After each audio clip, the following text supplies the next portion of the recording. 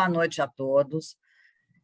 Quero agradecer ao Hospital Samaritano pela nossa acolhida. Já vamos no final do terceiro ano, reunindo pessoas maravilhosas, com temas maravilhosos. O tema desta noite é doença hepática gordurosa. Os nossos palestrantes hoje são João Regis Carneiro, da UFRJ, MD, MSc, PhD, professor adjunto de Clínica Médica, Serviço de Nutrologia. E o doutor João Marcelo Araújo, MD, MSD, PhD, professor de Clínica Médica e Hepatologia, também da UFRJ. Quero agradecer a vocês estarem conosco e vou passar a palavra para você, Denise, para dar continuidade curta, porque eu acho que o tema hoje vai ser muito especial. Obrigada a todos, obrigada ao Samaritano, obrigada a vocês que estão presentes. Uma boa noite, boa sessão. Denise, a palavra é tua. Boa noite, Mônica, obrigada. Obrigada a todos que estão aqui com a gente hoje, né, para a gente ter essa conversa.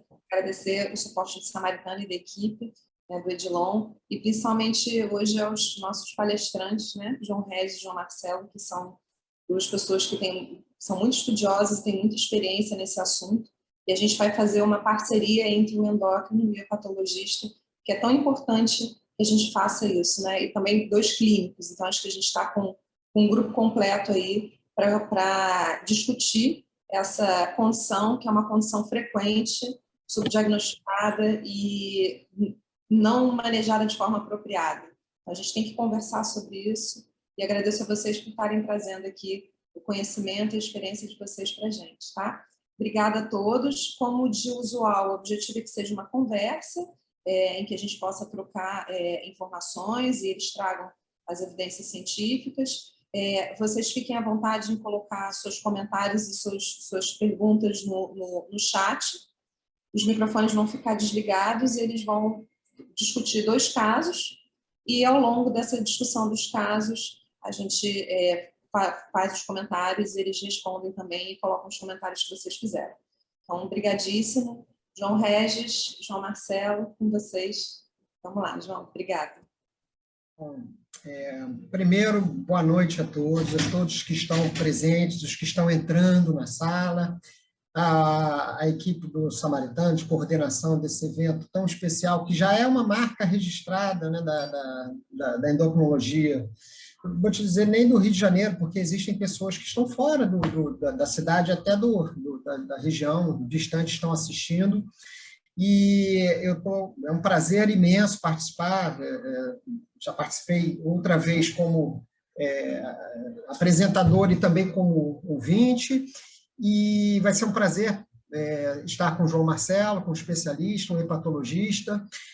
Nós estamos num momento do mundo tão difícil, tão delicado, com tantas notícias ruins, tanto sofrimento, e a gente vai procurar implementar um ritmo suave na discussão, para que todos possam aproveitar da melhor maneira possível o pouco que a gente conhece sobre uma condição tão ainda difícil, né, que a gente ainda tem muito o que explorar. Eu tenho certeza que se a gente tiver que repetir esse evento daqui a uns 5 anos, a gente vai estar, talvez, corrigindo muitas coisas das quais vão ser faladas, né, nesse evento. Então, eu vou passar para o João Marcelo fazer as considerações iniciais, depois eu vou voltar, porque a dinâmica vai ser a seguinte: é o endocrinologista no consultório e, eventualmente, ele vai requisitar a ajuda do hepatologista. Eventualmente, ele vai requisitar de maneira informal, porque ele é muito amigo do hepatologista, é um luxo, às vezes a gente tem um colega, né, para trocar uma ideia,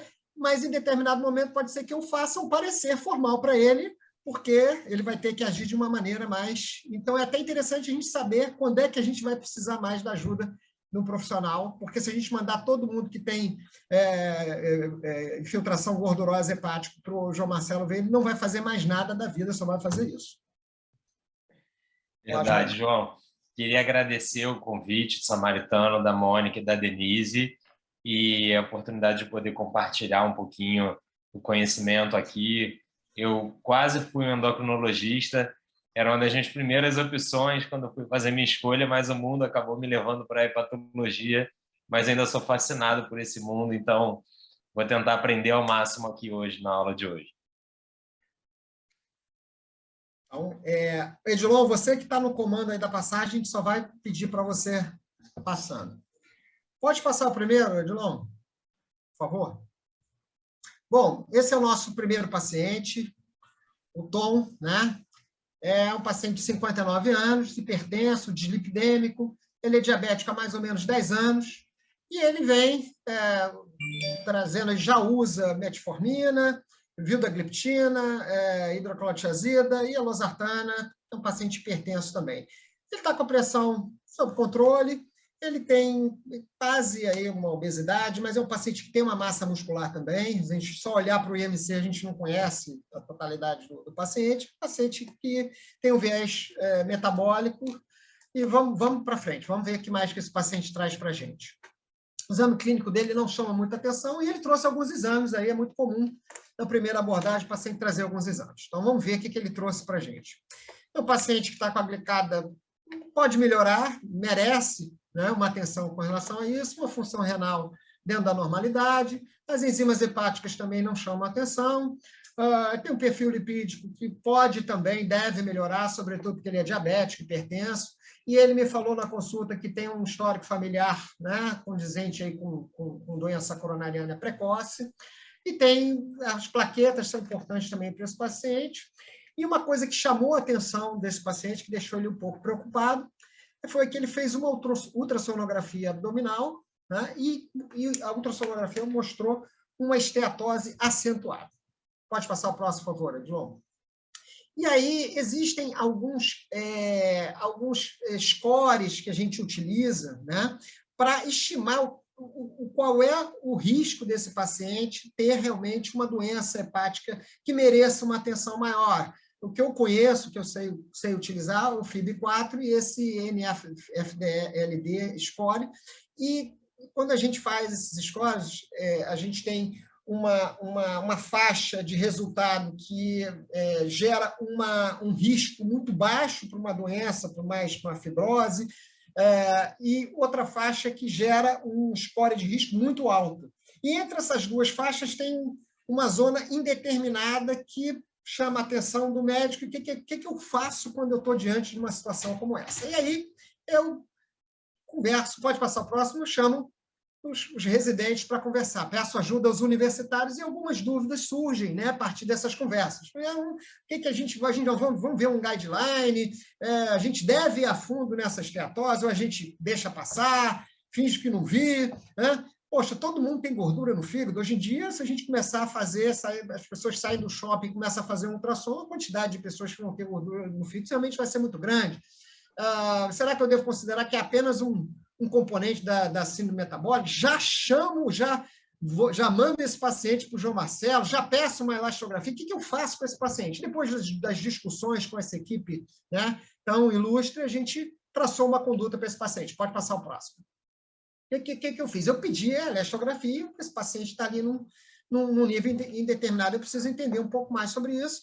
Estimulei mudanças de estilo de vida, prescrevi um análogo de GLP-1, não pensando na doença hepática, mas sim porque é um paciente diabético que pode melhorar a hemoglobina glicada e precisa melhorar o peso. E ele me falou que está com dificuldade de adesão a bons hábitos alimentares. Comecei uma estatina, que se a gente colocar esse paciente aí em alguns critérios, aí, foi uma opção minha.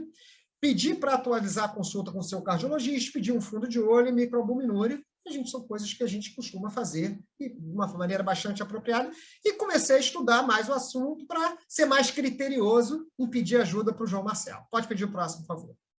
E aí, nos meus estudos, a gente começa a se aprofundar nesse assunto e a gente vê o seguinte. Primeiro, a doença hepática não gordurosa não alcoólica, ela é muito prevalente na população. Existem alguns trabalhos que mostram que até 30% da população pode apresentar, dependendo do método que é utilizado, né, ele pode apresentar infiltração gordurosa do fígado. E isso é uma coisa que está crescendo, tá? Está aumentando cada vez mais. E não é exclusividade das pessoas que têm IMC elevado. Tem pessoas que não são obesos, que têm um discreto sobrepeso ou, eventualmente, até um sobrepeso muito próximo da normalidade e que podem ter uma infiltração gordurosa no fígado, e muitos trabalhos mostram que justamente os pacientes menos obesos que evoluem com risco maior para a doença hepática. Pode passar o próximo, por favor. Outra coisa que a gente sabe é que essa condição ela está relacionada com maior risco de complicações cardiovasculares, com mortalidade por neoplasia, né? E mortalidade geral também.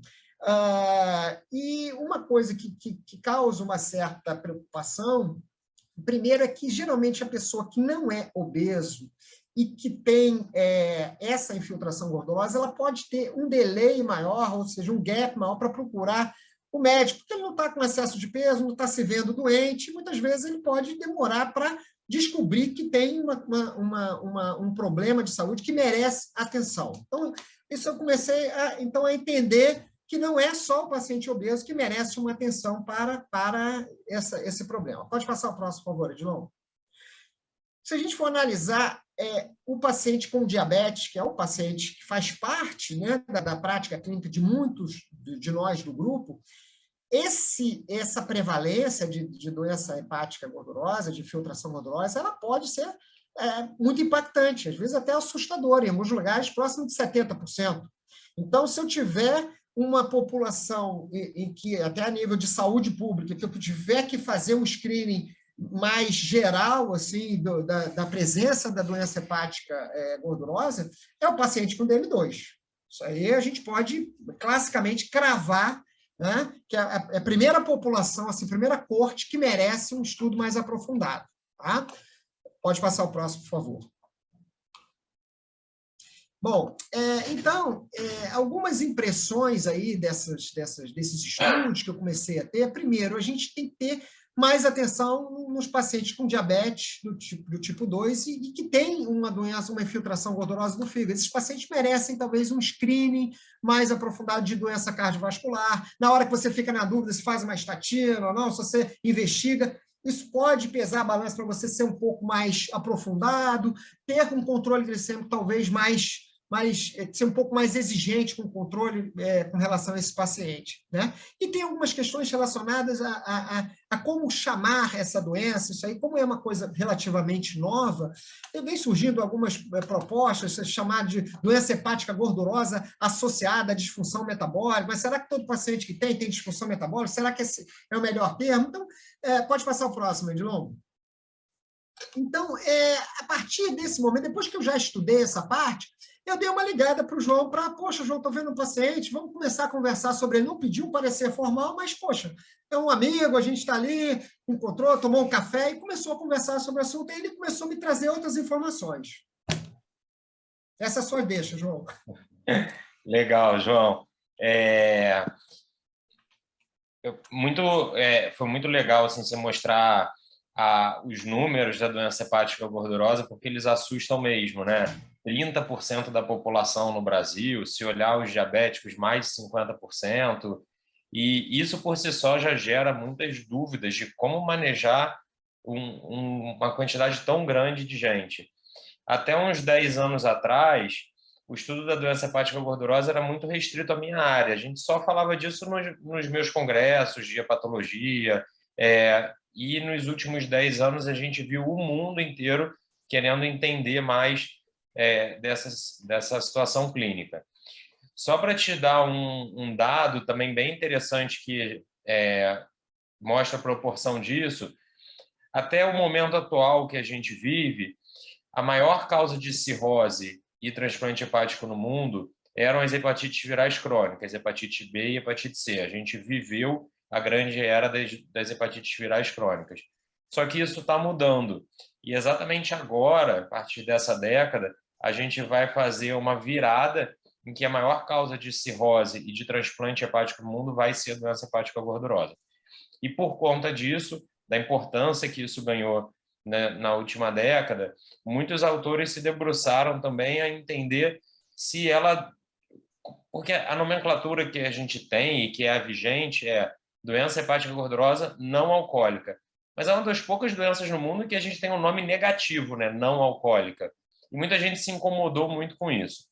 E em 2020, logo no iniciozinho da pandemia, um pouquinho antes, um dos principais experts de doença hepática gordurosa da Europa, eles propuseram uma mudança do nome, uma mudança de doença hepática gordurosa não alcoólica para doença hepática gordurosa associada à disfunção metabólica.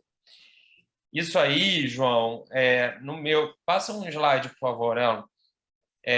Ele entrou no contexto do mundo inteiro estar falando mais desse assunto e entrou no contexto da gente entender mais sobre essa doença e de dar importância ao fato dessa doença estar totalmente imbricada com a síndrome metabólica. Você até falou aí, né, que existem pessoas magras ou consideradas magras pelas ferramentas de medida que a gente tem, que tem doença hepática gordurosa, isso é verdade, mas a grande maioria das pessoas que a gente vê no dia a dia tem pelo menos um sobrepeso ou são obesas e tem alguma outra alteração metabólica, como diabetes. Então, essa mudança de nome, ela inicialmente foi considerada muito bem-vinda, e não só na mudança de nome, veio também uma mudança de raciocínio sobre como fazer esse diagnóstico. Então, esse aqui é o trabalho original, e esses autores, inclusive tem um autor brasileiro, que é a Cláudia Oliveira, da USP, uma grande amiga, nesse trabalho.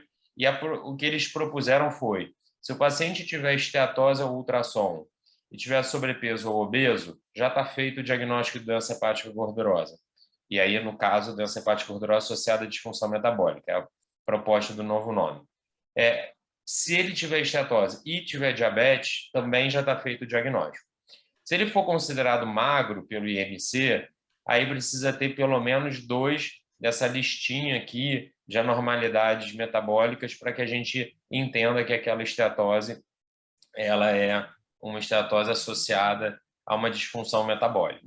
Então, basicamente, a primeira ideia com a mudança de nome era que a gente chamasse a atenção para a associação com a síndrome metabólica.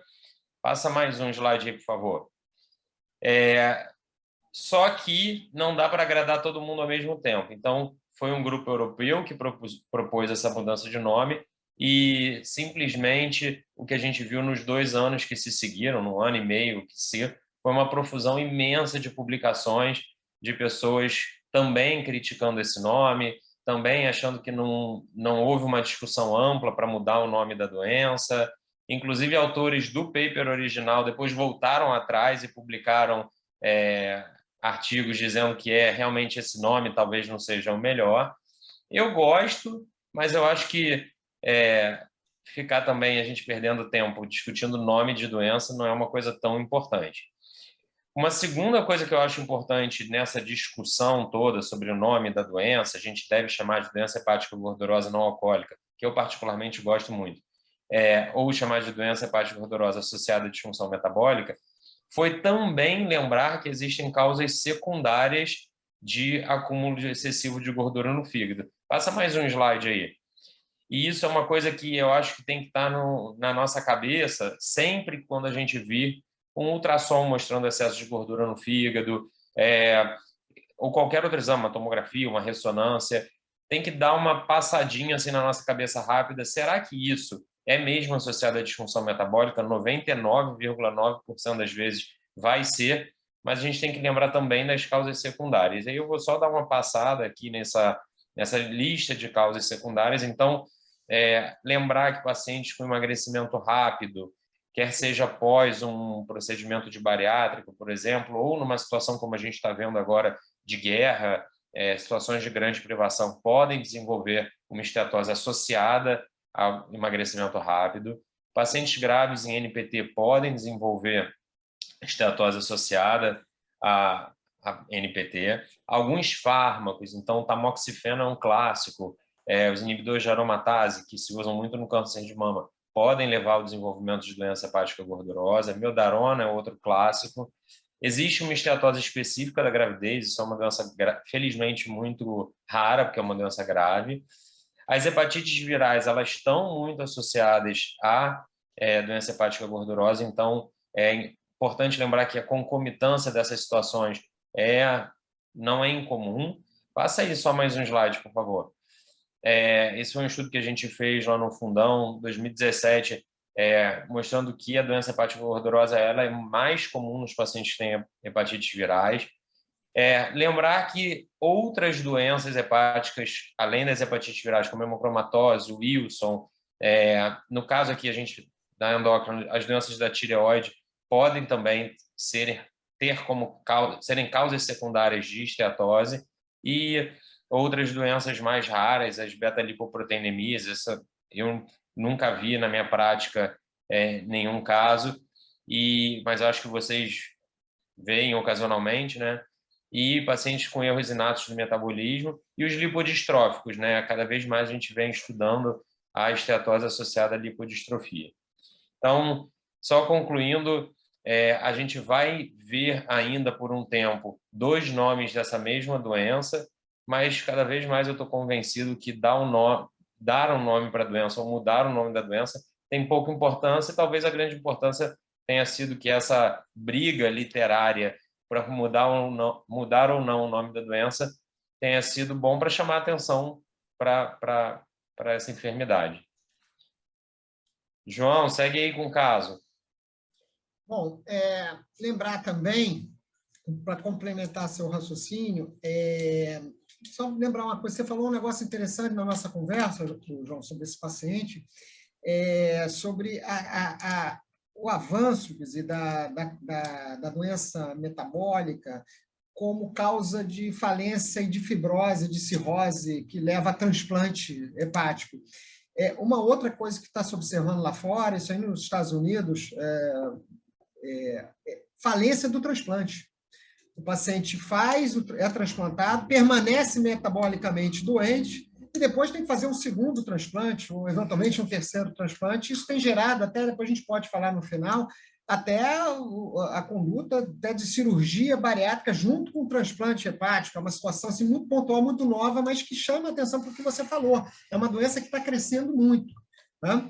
E a gente pode ver isso também no diabetes do tipo 1. A gente tem muitos colegas aqui que estão assistindo que têm na sua clínica maior abordagem de pacientes com diabetes tipo 1, que acompanham aquela criança desde o diagnóstico até a fase, né, depois do paciente com DM1 de 20, 30 anos de doença, e que vai ganhando peso e vai se tornando metabólico também. A gente tem muitos pacientes com DM1 que têm um comportamento metabólico muito parecido, assim, que é uma fronteira entre DM1 e DM2.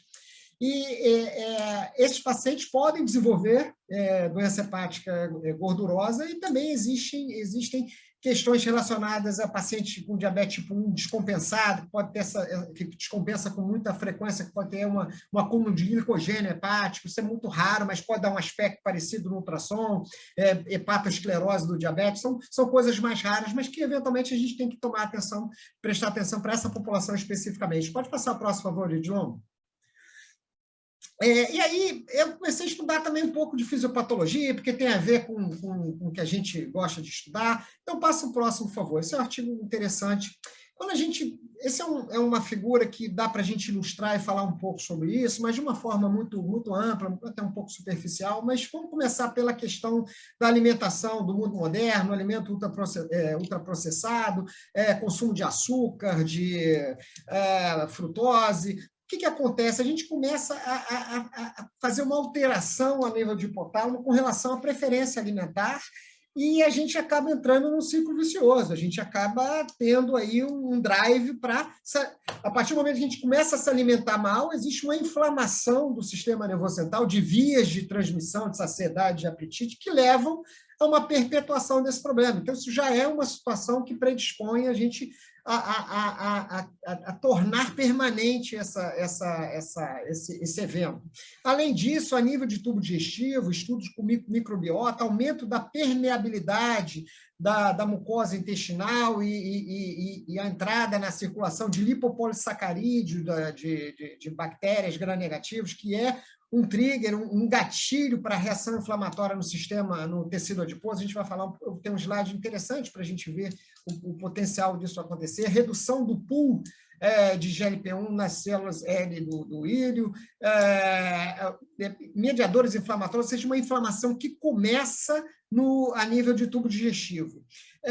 Além disso, a gente tem aí uma resistência insulínica a nível muscular, a nível hepático, a nível do próprio tecido adiposo, lipólise, aumento de oferta de triglicerídeo para o fígado, do VLDL. Então, a gente vai começando esse processo, é um processo que vai se alimentando e você vai tendo... Pode passar o próximo, que tem um slide interessante. Um tecido adiposo inflamado. Essa figura desse adipócito grande, o que acontece? Quando você faz um corte histológico do tecido adiposo, é um tecido muito vascularizado.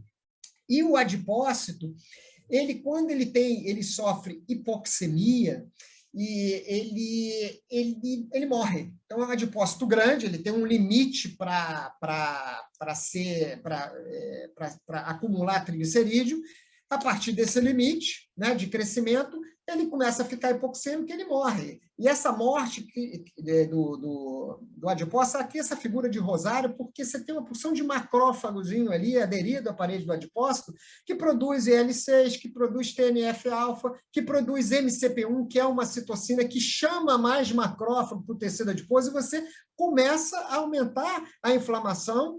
E os lipopolissacarídeos das bactérias gram-negativas também são gatilhos para que isso aconteça. Então, você começa a ativar vias inflamatórias que implicam na inflamação sistêmica e também na sinalização de insulina e na redução da resposta metabólica a esse hormônio. E aí, alguém falou no chat que as enzimas hepáticas do paciente estão normais. Enquanto isso está acontecendo, o paciente pode ficar durante um bom tempo com as enzimas hepáticas normais. Não é isso, João? Antes de eu continuar a falar. Concorda? Sim, João, sim, sim. É que essa mensagem que entrou aqui da enzima hepática normal, acho que era de uma outra mensagem que a Solange postou aqui. Beleza, de um caso. Mas é isso mesmo. Pode passar o próximo, por favor. Então, o que a gente vê é que, enquanto isso está acontecendo no fígado, está acontecendo em outros órgãos também. Você não tem mais tecido adiposo para abrigar essa quantidade de triglicerídeo, né? E você tem uma resistência insulínica perpetuada e você começa a acumular gordura em outros órgãos. Então, além da esteatose, você pode ter acúmulo peripancreático e knockdown de célula beta. Você pode ter isso acontecendo a nível de músculo e diminuir a sensibilidade desse órgão, né, à própria ação da insulina, e também a nível epicárdico, né? E isso a gente viu isso muito, por exemplo, no COVID. O tecido epicárdico é rico naquela ACE2 da enzima e o paciente obeso complicava e inflamava mais. Pode passar o próximo, por favor. E um grande modelo hoje de tentar entender, a inflamação hoje é um modelo de entendimento aí que nutre todas essas doenças do mundo moderno, tanto neoplasia quanto doença cardiovascular, que responde por 50% das mortes no mundo moderno, das pessoas adultas, evidentemente. Existe um link entre a flora bacteriana, né, a disbiose, a dieta que acaba modificando essa flora, o estresse, que é difícil a gente mensurar, o ciclo circadiano, né? A epigenética, o que a gente come, pesticidas, fertilizantes, a gente acaba vendo isso aí, até na imprensa leiga, isso é um problema de saúde pública. Infecções, existem hoje adenovírus, existe um adenovírus relacionado a excesso de peso, a obesidade, a AD31, 36, se não me engano. A sorologia para esse adenovírus é maior em obesos se comparado em indivíduos magros. Isso nos Estados Unidos é uma situação que está sendo muito bem estudada. E isso acaba alimentando todas essas doenças do mundo moderno, né? Depressão, pode ser um gatilho até para doenças autoimunes, doenças neurodegenerativas. Existe um link entre Alzheimer e diabetes do tipo 2, né? Perda de massa muscular, doença óssea, e o envelhecimento com menos qualidade de vida. Pode passar o próximo, por favor. Esses problemas podem começar muito antes do nascimento, né? Dependendo dos hábitos que as gerações que estão, né, se perpetuando, estão reproduzindo, e os hábitos dos pais podem interferir na modificação do genoma das crianças. Isso aí, na imprensa leiga, a gente até brincou, postou no grupo uma situação bizarra sobre modificação genética. É óbvio que isso é para a gente rir quando vê isso, mas existe uma situação que, de uma certa forma, a gente vai, com o passar do tempo, modificando o fenótipo das gerações com esse tipo de comportamento. Pode passar o próximo, por favor. Outra questão importante que a gente tem que ter atenção para investigar nesses pacientes. Nosso paciente eu não investiguei porque ele tinha um screening baixo para isso, mas é a apneia do sono. A hipoxemia crônica é um fator que interfere, né, na síndrome metabólica, na inflamação sistêmica. A nível de produção de insulina pelo pâncreas, pode levar a knockdown de célula beta, aumento do depósito de triglicerídeos no fígado e também doença arterial. Hipoxemia é uma doença silenciosa que tem muita relação com a doença hepática não gordurosa. Então, é interessante a gente investigar o paciente que tem suspeita de apneia do sono. A gente usa no serviço e também na prática clínica um questionário chamado Stop Bang, que leva em consideração 8 domínios, a idade do paciente, se é sexo masculino ou feminino, se ele ronca, se ele é hipertenso ou não, se ele acorda, se a pessoa, a esposa ou o marido acorda e percebe que ele para de respirar, sonolência diurna, o IMC, a faixa etária e também a cintura cervical, que é um marcador de risco, inclusive para doença metabólica. Então, dependendo do score desse paciente nessa avaliação, a gente está credenciado a investigar melhor. E pode passar o próximo. Isso é importante porque existem estudos que mostram que o paciente que tem uma apneia do sono e que ele é tratado, isso pode contribuir para a melhora da doença hepática gordurosa. Isso é muito importante, até porque a gente não tem um arsenal terapêutico muito amplo e muito conhecido com relação a essa condição clínica. Pode passar o próximo, por favor. Outra questão importante, que a gente vê em várias doenças crônicas, mas a relação com a esteatose é muito grande, é depressão e ansiedade. E qualquer doença crônica, quando a gente é ansioso, é deprimido, a gente pode piorar o controle, porque a gente vai ter menor adesão a melhores hábitos de vida, até para tomar medicamento, para ter ânimo para se controlar. Muitas vezes a gente controlar o diabetes, por exemplo, é difícil, exige uma disciplina, exige um investimento pessoal, que muitas vezes a pessoa que está deprimida não consegue. E, em contrapartida também, se eu tenho uma doença crônica, dependendo da minha característica, eu posso ficar ansioso e deprimido por causa disso. Tá? Pode passar o próximo, por favor. A outra questão, outra via, é uma via que tem sido muito estudada, é a via endocannabinoide. Vocês vão ver, com certeza, muitos estudos sendo publicados com relação a essa via. A via endocannabinoide, ela modula uma série de reações no sistema nervoso central e também a nível periférico. Hoje a gente sabe que o modelo do paciente metabólico, sobretudo paciente obeso, ele tem uma hiperativação da via endocannabinoide. Os dois canabinoides produzidos pelo nosso organismo, a anandamida e o 2-AG, eles estão em níveis elevados e tem uma ativação de receptores CB1 e CB2. E essa ativação é relacionada com o aumento do estresse oxidativo, com a redução na sinalização de resposta da ação da insulina a nível hepático, a nível de tecido adiposo e a nível muscular também. É uma relação íntima entre esse sistema e resistência insulínica, diabetes tipo 2 e outras doenças, inclusive a doença hepática gordurosa, né? E tem estudos já mostrando a approach de tratamento tanto com fitocannabinoides quanto canabinoides vendidos em farmácias, né? Pode passar o próximo, por favor. Esse é um estudo muito interessante que eu li,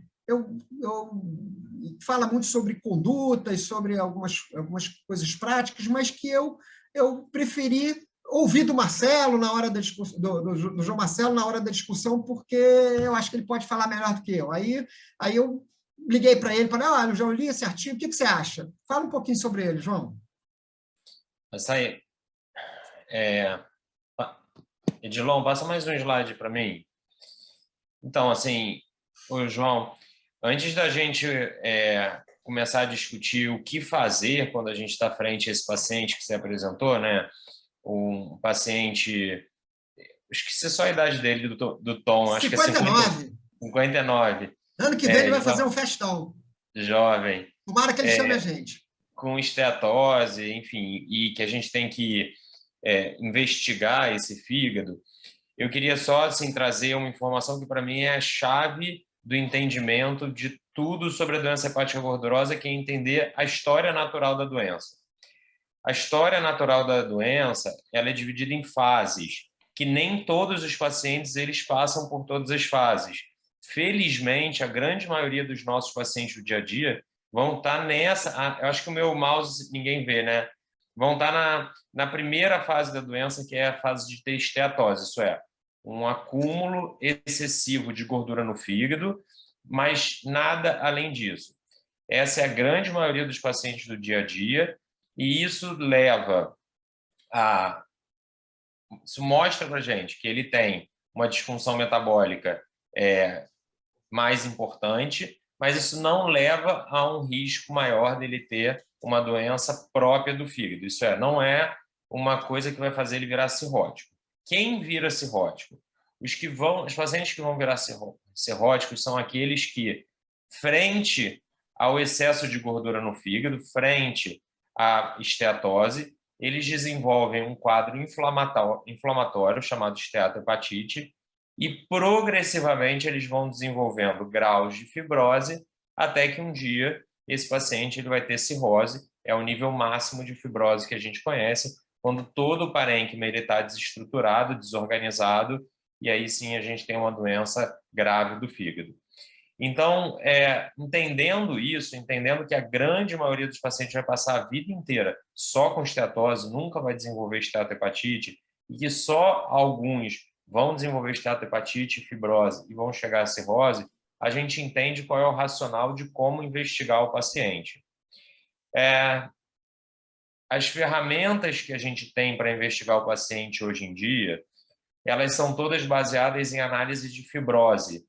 Então, quando a gente faz um score de risco, quando a gente faz um score laboratorial, quando a gente faz uma elastografia por ultrassom, uma elastografia por ressonância, a gente está procurando fibrose.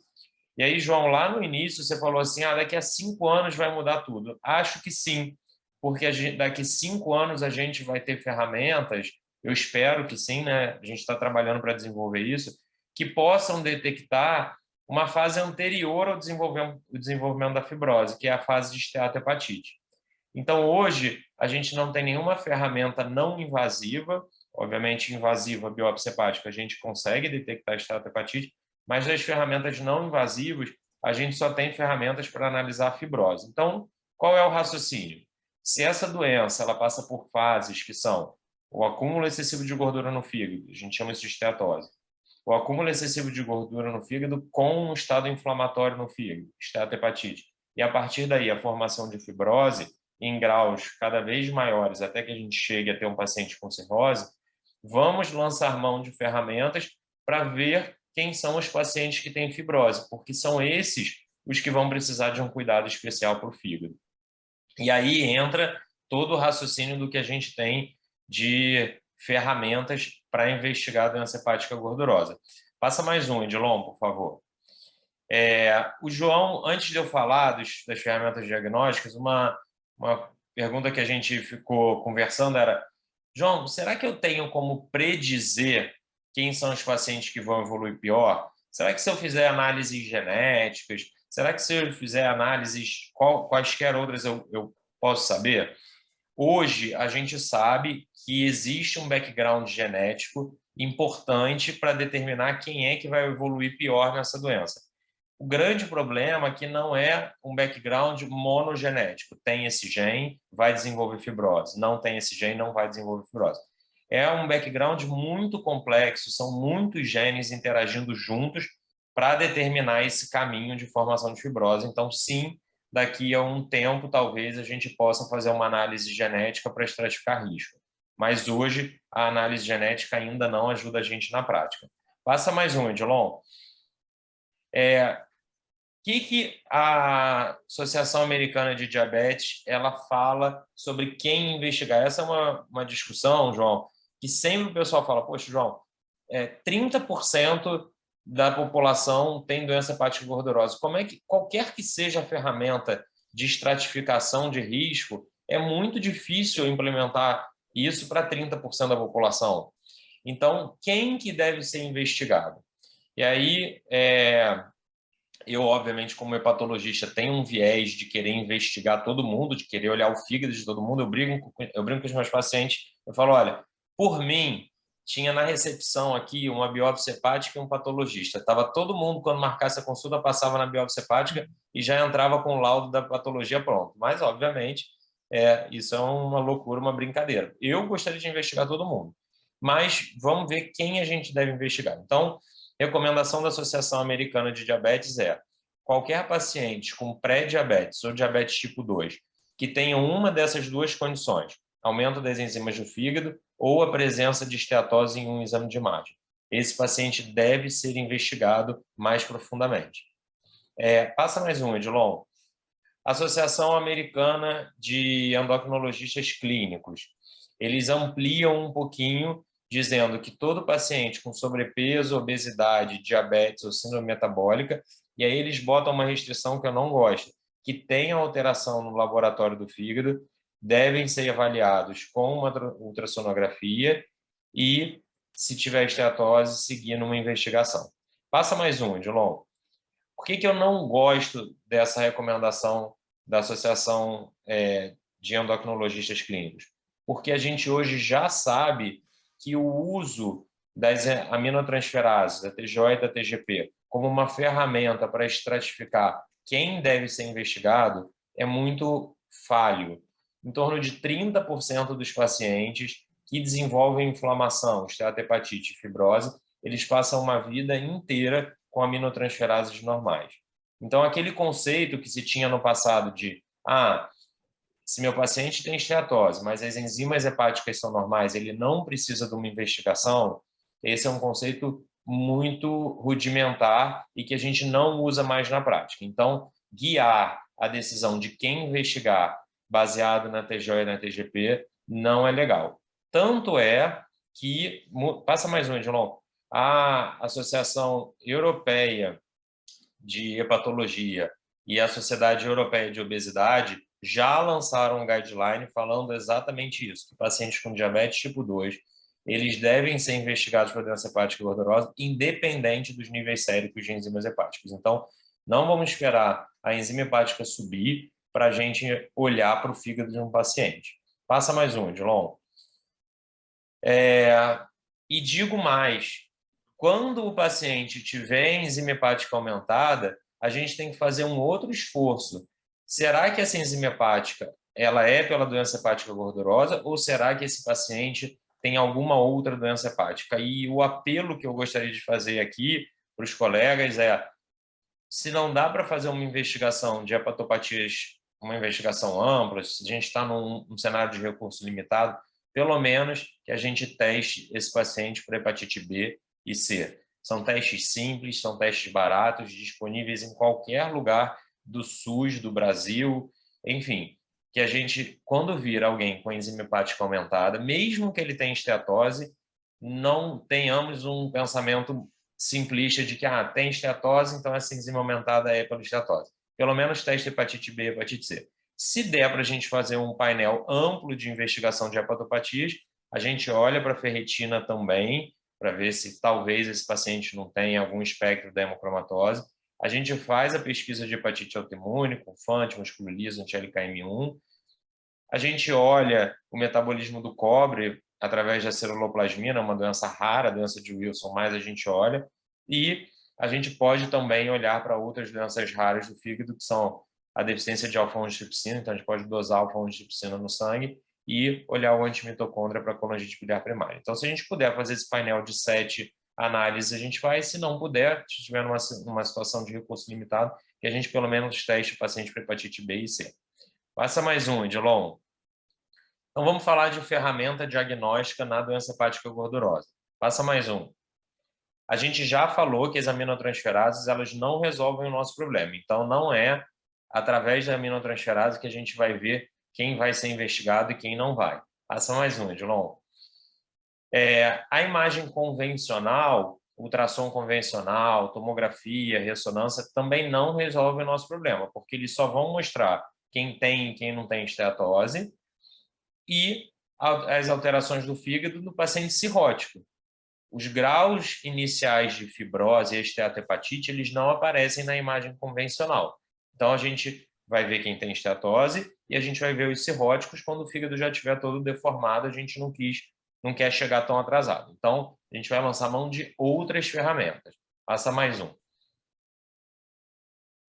A ferramenta que o João usou nesse caso foi o NAFLD Score e o FIB4. Eles são ferramentas muito úteis no dia a dia do consultório. Então, chegou um paciente com diabetes ou com qualquer outra condição e que tenha esteatose no fígado documentada por um ultrassom, por exemplo, a gente pode lançar mão desses cálculos, são feitos em qualquer celular, em qualquer site, é só jogar no Google, e eles vão dar um risco. Mas é muito importante que a gente entenda o que eles avaliam. São risco de fibrose avançada. Leia-se cirrose. O conceito de fibrose avançada é o paciente que tem fibrose grau 3 e 4 é a cirrose. Então, a gente tem que entender que esse sinal verde e vermelho do score que a gente faz no dia a dia ali no consultório, ele é um sinal verde e vermelho para fibrose avançada, para cirrose. A armadilha desses scores é que eles não deixam a gente diagnosticar a fibrose precocemente, então eles só vão acionar um sinal vermelho quando a gente tiver um risco muito alto para cirrose. Existem hoje ferramentas mais avançadas e, obviamente, também mais onerosas para o sistema de saúde para a gente analisar graus mais precoces de fibrose. Passa mais um, Edilon. Só voltando na história natural da doença, passa mais um, Edilon. O ultrassom convencional, tomografia convencional, ressonância convencional vão mostrar quem tem esteatose sim ou não e quem tem cirrose sim ou não. Mais nada. Passa mais um, Edilon. Os scores de risco, eles vão dizer risco de cirrose sim ou não. Mas eles não dizem para a gente... pode passar, Edilon. Quem tem graus menos avançados de fibrose. E aí, o que a gente tem para avaliar esses pacientes? Passa mais um. A gente tem essas 4 ferramentas. Alguns métodos laboratoriais de análise de fibrose. Eu vou só passar rapidamente por eles, porque a gente tem muito pouco disponíveis no Brasil. A gente tem as elastografias por ultrassom e as elastografias por ressonância. Passa mais um. Esses métodos laboratoriais para análise de fibrose são scores que usam várias variáveis bioquímicas que a gente analisa no sangue periférico e que podem dizer para a gente sobre a presença de fibrose. Por que eles não pegaram no Brasil? Porque são muito caros e não são cobertos pelos planos de saúde. Então, infelizmente, esses exames, que são exames para avaliar fibrose através de um exame de sangue, a gente não tem no nosso dia a dia aqui. Passa mais um. O que a gente tem? As elastografias. Eu vou começar falando das elastografias ultrassônicas, que são as mais conhecidas no dia a dia, e vou falar também da elastografia por ressonância. Existem 2 grandes tipos de elastografia ultrassônica. A elastografia por FibroScan e as elastografias Sharewave. A elastografia por FibroScan ela ficou muito famosa porque foi o primeiro método desenvolvido de elastografia no mundo. Já tem muito mais de 15 anos que ele foi desenvolvido e desde 2018 ele foi incorporado pela ANS como exame obrigatório pelos planos de saúde. O que é uma elastografia? Uma elastografia é um método para analisar a rigidez de um órgão. Obviamente, aqui a gente está falando de análise da rigidez do fígado, mas as elastografias elas podem ser aplicadas a qualquer órgão do corpo. Inclusive, existem inúmeros estudos falando, por exemplo, sobre elastografias de nódulos de tireoide. Então, elastografia é uma técnica que pode ser feita por ultrassom, pode ser feita por ressonância, para analisar a rigidez de um tecido humano. No caso aqui, a gente está falando de elastografia do fígado. Esse método, dá para ver aí na foto, você bota um transdutor no abdômen do paciente, você faz medidas e ele vai dar 2 informações. Se esse paciente ele tem fibrose ou não, se tiver, o quanto de fibrose.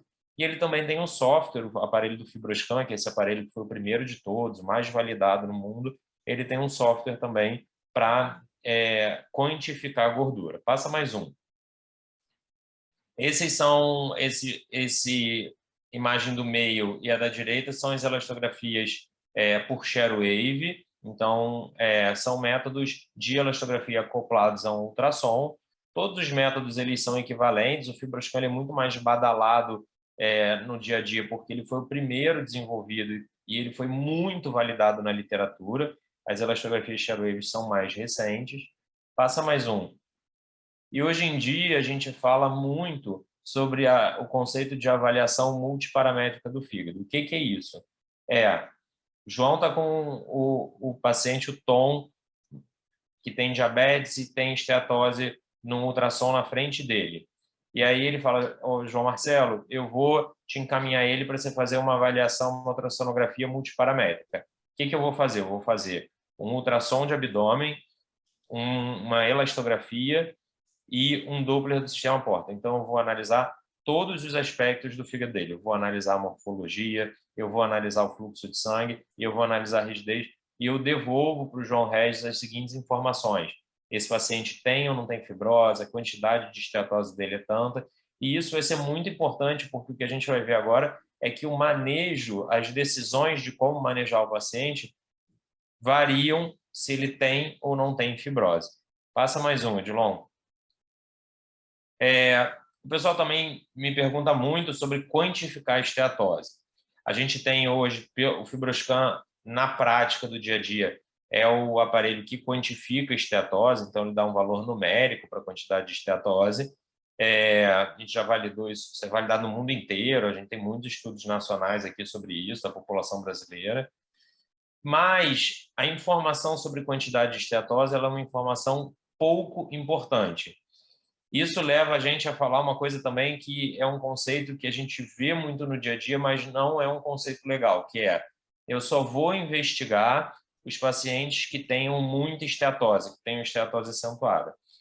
Obviamente, se a gente olhar dentre os subgrupos de esteatose, por exemplo, um subgrupo de pessoas que têm esteatose leve e um subgrupo de pessoas que têm esteatose acentuada, é mais provável que encontre fibrose nos pacientes com esteatose acentuada. Mas não existe uma correlação linear entre quantidade de esteatose e risco de fibrose. Então, a informação quantidade de esteatose ela é muito importante para o paciente sempre quer saber muito sobre isso, mas ela não é muito importante para o médico, porque a decisão sobre quem investigar não deve se basear na quantidade de gordura.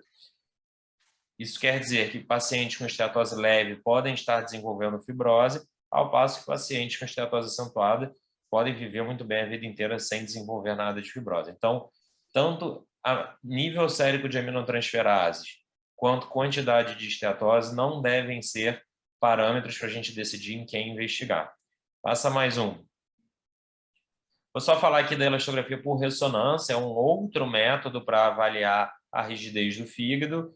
Por que ele é menos usado no dia a dia? Porque você precisa fazer uma ressonância para avaliar isso. Então, enquanto uma elastografia por ultrassom você faz em alguns minutos sem nenhum grande aparato, uma elastografia por ressonância precisa botar um paciente na ressonância, um exame longo.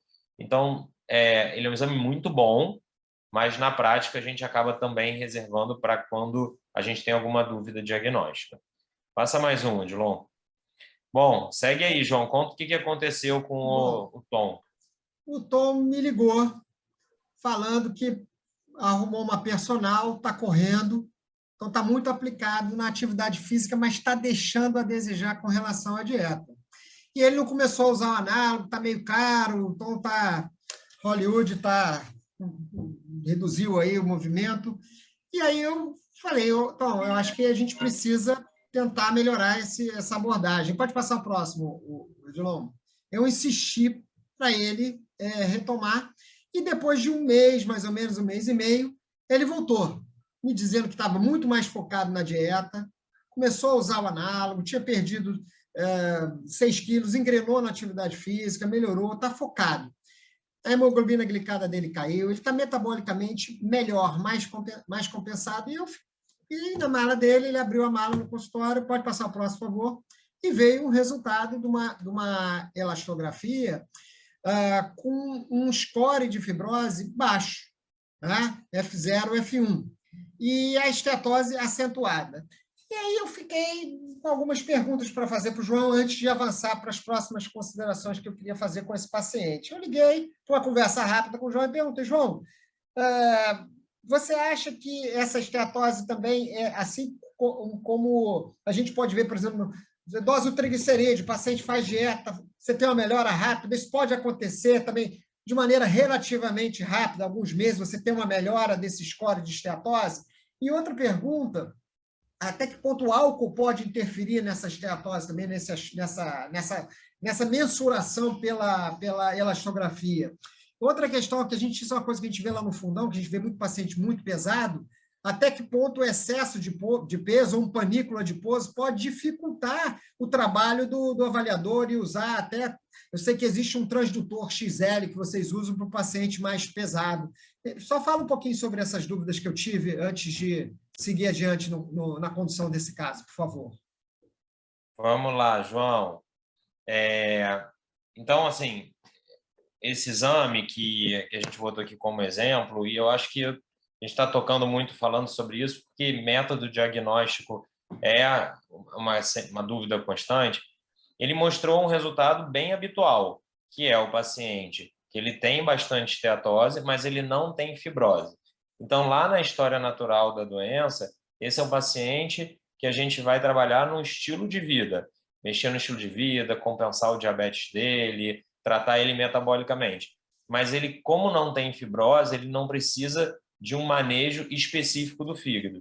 Entre outras palavras, João, estou falando, esse paciente não precisa de um hepatologista.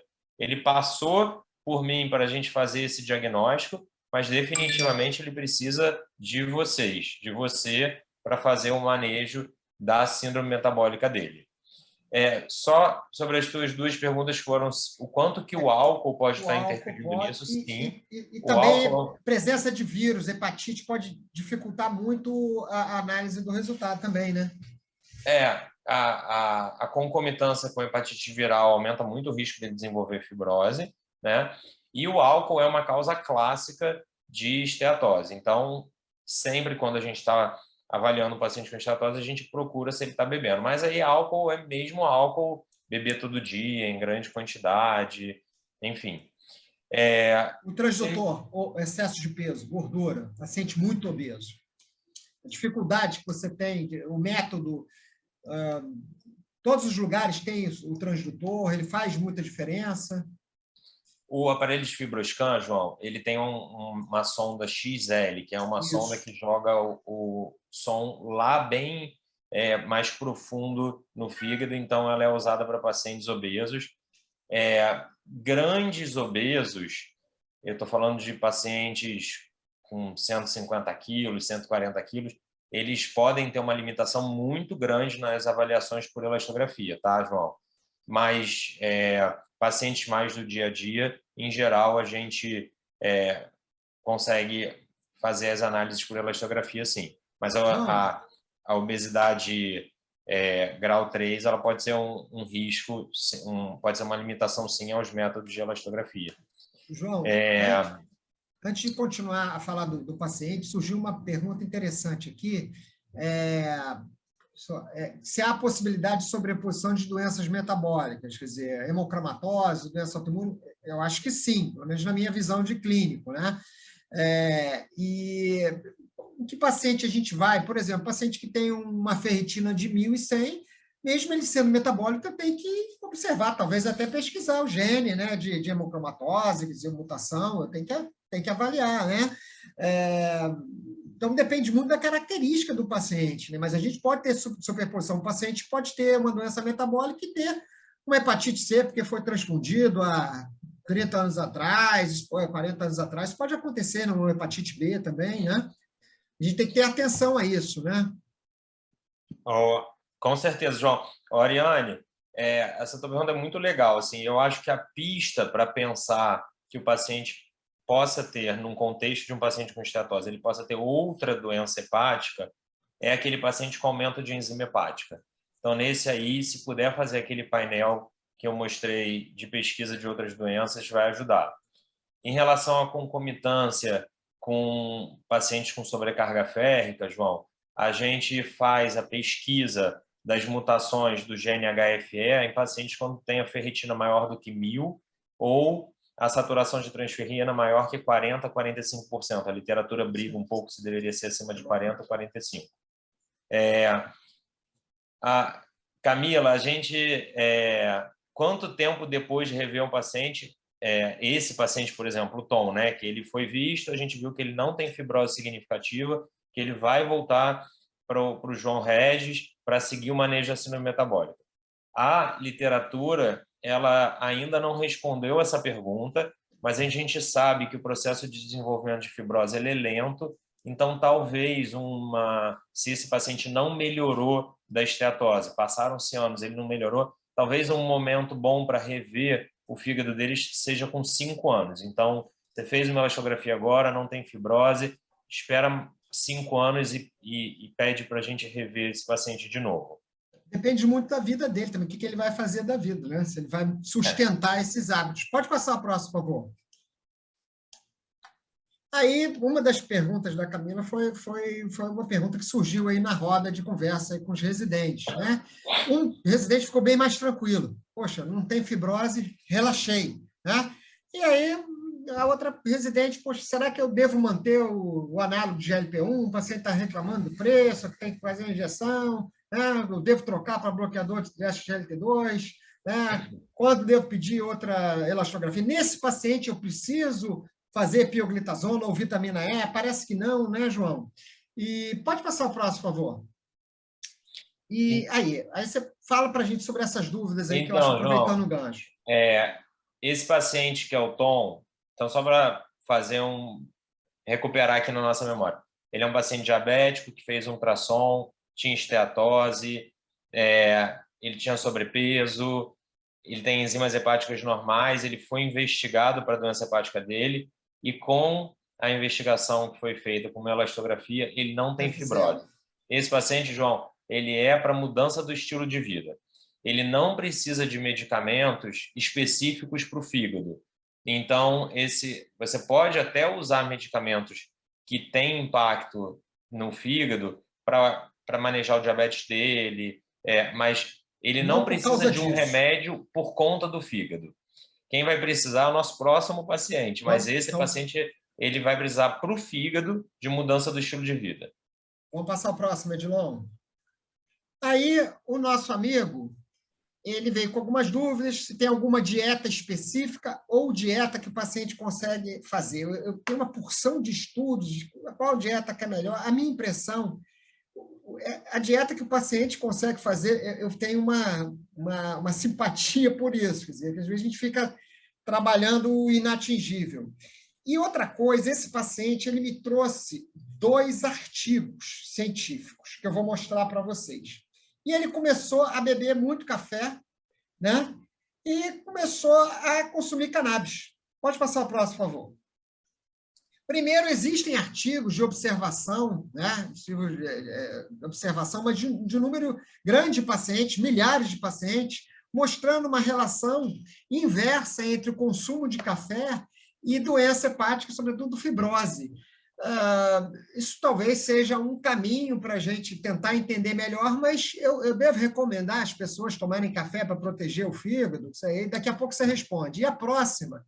Existem, pode passar a próxima, Edilon, vários artigos, mas vários artigos mostrando que consumidores de cannabis têm menor risco. Isso aí é trabalho com 500 mil pacientes, tem outro com 5 milhões, e tem uma menor prevalência de doença hepática, sobretudo de esteatose hepática, alguns com fibrose também.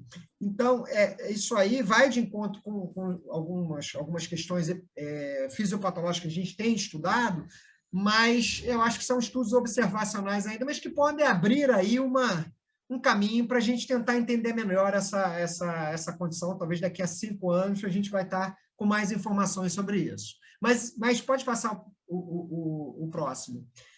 Antes de fechar esse caso, e a conduta que a gente teve, um grande desafio nosso é desmistificar o que o paciente vê nas redes sociais, nas notícias. Então, muito comum, às vezes, o paciente trazer um artigo que é relevante, que faz sentido, mas, poxa, eu não posso recomendar que ele tome café ou que comece a ser usuário de maconha por conta de um artigo, de uma coisa observacional que ele viu. Mas isso é uma coisa que a gente acaba vendo, as pessoas estão cada vez mais informadas e estão trazendo para a gente informações no consultório. E aí, fechando esse caso, até deixando você para fazer as considerações finais, eu pedi a sorologia antes para hepatite B e hepatite A. Às vezes a gente não fala de hepatite A, mas a hepatite A no adulto, ela é uma doença que pode ser muito agressiva. Então, acho legal vacinar, porque tem muita gente mais velha que não tem sorologia e que não foi vacinada porque não tinha vacina na época no calendário, né? Porque a vacina ela é mais recente. Pedir para ele moderar o consumo de álcool, não sei dizer quanto. Eu costumo trabalhar com percentual, é muito difícil para chegar para o Tom, a vida que ele leva e falar para ele parar 100%, eu vou brigar com ele, a gente vai ficar de mal. E fiquei na dúvida, eu vou perguntar para o especialista o que eu tenho que falar para o Tom. Tom, de jeito nenhum. Eu sei que alguns chás a gente sabe que a gente não deve consumir, que existe um potencial de hepatotoxicidade, mas eu acho, Tom, tem algum medicamento que você tem que evitar? A gente sabe muito o que dizer, por exemplo, um nefropata. O paciente que está numa doença nefrológica em evolução, uma nefropatia, olha, vai evitar anti-inflamatório, cuidado com desidratação, com contraste, mas no paciente, nessa fase, a gente tem alguma coisa específica para falar para ele? E a outra pergunta é, quando é que eu avalio o fígado novamente? Então, fala um pouquinho sobre isso antes de a gente partir para o próximo caso. Então, João, esse perfil de paciente, né, sem fibrose, a gente vai focar muito na mudança do estilo de vida, mas é a mudança do estilo de vida tradicional que a gente já faz. Inclusive, muitos dos conceitos e orientações que a gente dá para o paciente são importados dos estudos do diabetes. Então, o quanto de exercício, com que frequência, isso tudo a gente importou dos estudos em pacientes com diabetes, então não tem nada específico para o fígado em relação a exercício, em relação à dieta preferencial. Não existe hoje nenhum estudo que tenha mostrado uma dieta preferencial para que o paciente melhore da esteatose. Qualquer dieta que leve ele a perder peso, melhorar a composição corporal, vai, em última análise, melhorar a esteatose dele. Esses estudos do café eles são muito simpáticos, porque realmente vários lugares do mundo já se mostrou que pessoas que consomem mais café têm vários desfechos melhores no fígado. O problema, João, é que o consumo de café é cultural. Em cada lugar do mundo se consome um jeito diferente de café. Aqui a gente toma café em pequena quantidade, mas mais concentrado. Lá nos Estados Unidos eles tomam aquele café muito diluído que fica um dia inteiro bebendo. Então, é muito difícil, embora os estudos que mostram que o consumo de café é benéfico para o fígado, eles sejam vários e sejam tão robustos a ponto de essa recomendação, consumir café, ter entrado em guideline, isso é uma recomendação de guideline, a gente não sabe como recomendar, porque a gente não sabe qual é a melhor forma de consumir café para proteger o fígado. Então, o que eu falo para o meu paciente, se você gosta de café, legal, que ótimo, isso é bom para o seu fígado. Se você não gosta de café, ok. Em relação ao cannabis, eu confesso para você, João, você botou esse slide aí, mas eu conheço praticamente nada desse assunto. Vou me informar um pouco mais sobre isso, mas não conheço nenhuma recomendação de benefícios ou malefícios da cannabis no fígado. Mas acho que é um assunto que está entrando muito na medicina, né? Em várias áreas. Eu outro dia estava tendo um simpósio sobre isso lá no hospital, na área da neurologia, mas no fígado isso ainda está muito incipiente. Sobre o consumo de álcool, João, o que eu costumo dizer para esse perfil de paciente, tá? Para o paciente que não tem fibrose, eu falo para ele, você pode consumir o álcool desde que não seja todo dia e desde que não te atrapalhe o teu emagrecimento. Se ele estiver conseguindo perder peso, certamente ele está consumindo pouco álcool, porque o álcool vem junto com muita caloria. Então, o foco em restringir álcool para esse paciente aí, que a gente falou do caso, ele é um foco para que ele tenha uma dieta que vá fazer ele perder peso. Em relação aos chás, restrições medicamentosas, chá no Brasil, o Brasil é um dos países líderes no mundo em estudo de hepatotoxicidade por ervas, né? O termo na medicina, em inglês é herbal, mas por chás. Por quê? Porque no Brasil se consome muito chá caseiro e de várias formas, tanto o chá da planta que se faz em infusão, quanto no Nordeste as garrafadas e por aí vai. A nossa recomendação como hepatologistas, de tanto que a gente vê toxicidade por chá no Brasil, é não consumir nenhum tipo de chá caseiro, e os chás mais industrializados, mais confiáveis, eles não têm nenhum benefício para o fígado. E é assustador, né, João? Oi? É assustador quando você vê, eu já vi caso. Rapaz, outro dia eu estava andando em Ipanema, na Praça Nossa Senhora da Paz, assim, um lugar, né, em que você não espera encontrar venda e comercialização ilegal de chá, e tinha uma barraquinha da feira vendendo garrafada para curar qualquer doença, de câncer a meningite tinha lá. E o que tem naquelas garrafadas? Só Deus sabe. Então, assim, realmente é muito cultural no Brasil. E se o cara está lá na feira é porque vende, né? Então as pessoas consomem. Em relação à restrição medicamentosa para esse paciente, não tem, porque esse paciente ele não tem fibrose, ele não tem uma doença hepática propriamente dita. Ele tem esteatose, que é uma doença hepática, mas ele tem um fígado funcionando bem. Então não tem nenhuma restrição medicamentosa para ele.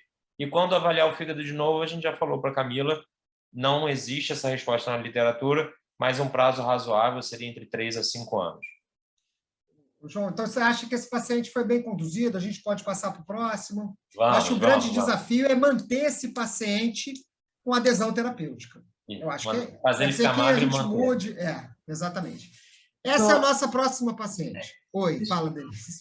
Obrigada, desculpe interromper vocês, mas antes da gente passar para o outro, vamos dar 5 minutinhos só para a gente fazer uns comentários aqui baseados na parte pessoal, né? Então, primeiro, agradecer pelo caso, porque é importantíssimo vocês trazerem um caso que é o caso do dia a dia, né? Então, assim, que a gente acaba não investigando esse paciente, essa é a verdade.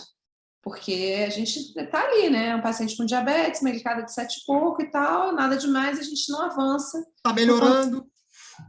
E a gente não avança por quanto vocês avançaram. Então, achei super importante vocês trazerem isso para a gente. E queria, assim, baseado em toda a literatura que vocês fizeram, no conhecimento e na experiência de vocês, a gente entendeu que não tem uma recomendação específica, mas do ponto de vista prático, quando nós devemos investigar doença hepática gordurosa não alcoólica, qual seria o paciente que está no nosso consultório como clínico e aí talvez mais focado no endocrinologista? Para quem a gente deve pedir exames e qual seria o exame para a gente pedir inicialmente? E na sequência, quando a gente pedir uma avaliação para fibrose? Sim, rapidamente, como é que você... O João vai falar, mas eu acho que se o diabético, se você vai ter 50% pelo menos de chance de acertar. Eu acho que pode começar por aí, João. Denise, então, eu tenho muita cautela, porque eu entendo que a gente está falando aqui a gente tem vários Brasis, né? Tem o Brasil da pessoa que tem plano de saúde, tem o Brasil da pessoa que está no SUS, tem o Brasil do cara que está no interior, tem o Brasil do cara que está na capital. Então, assim, qualquer coisa que a gente fale como uma recomendação, a gente tem que entender que existem vários cenários no Brasil.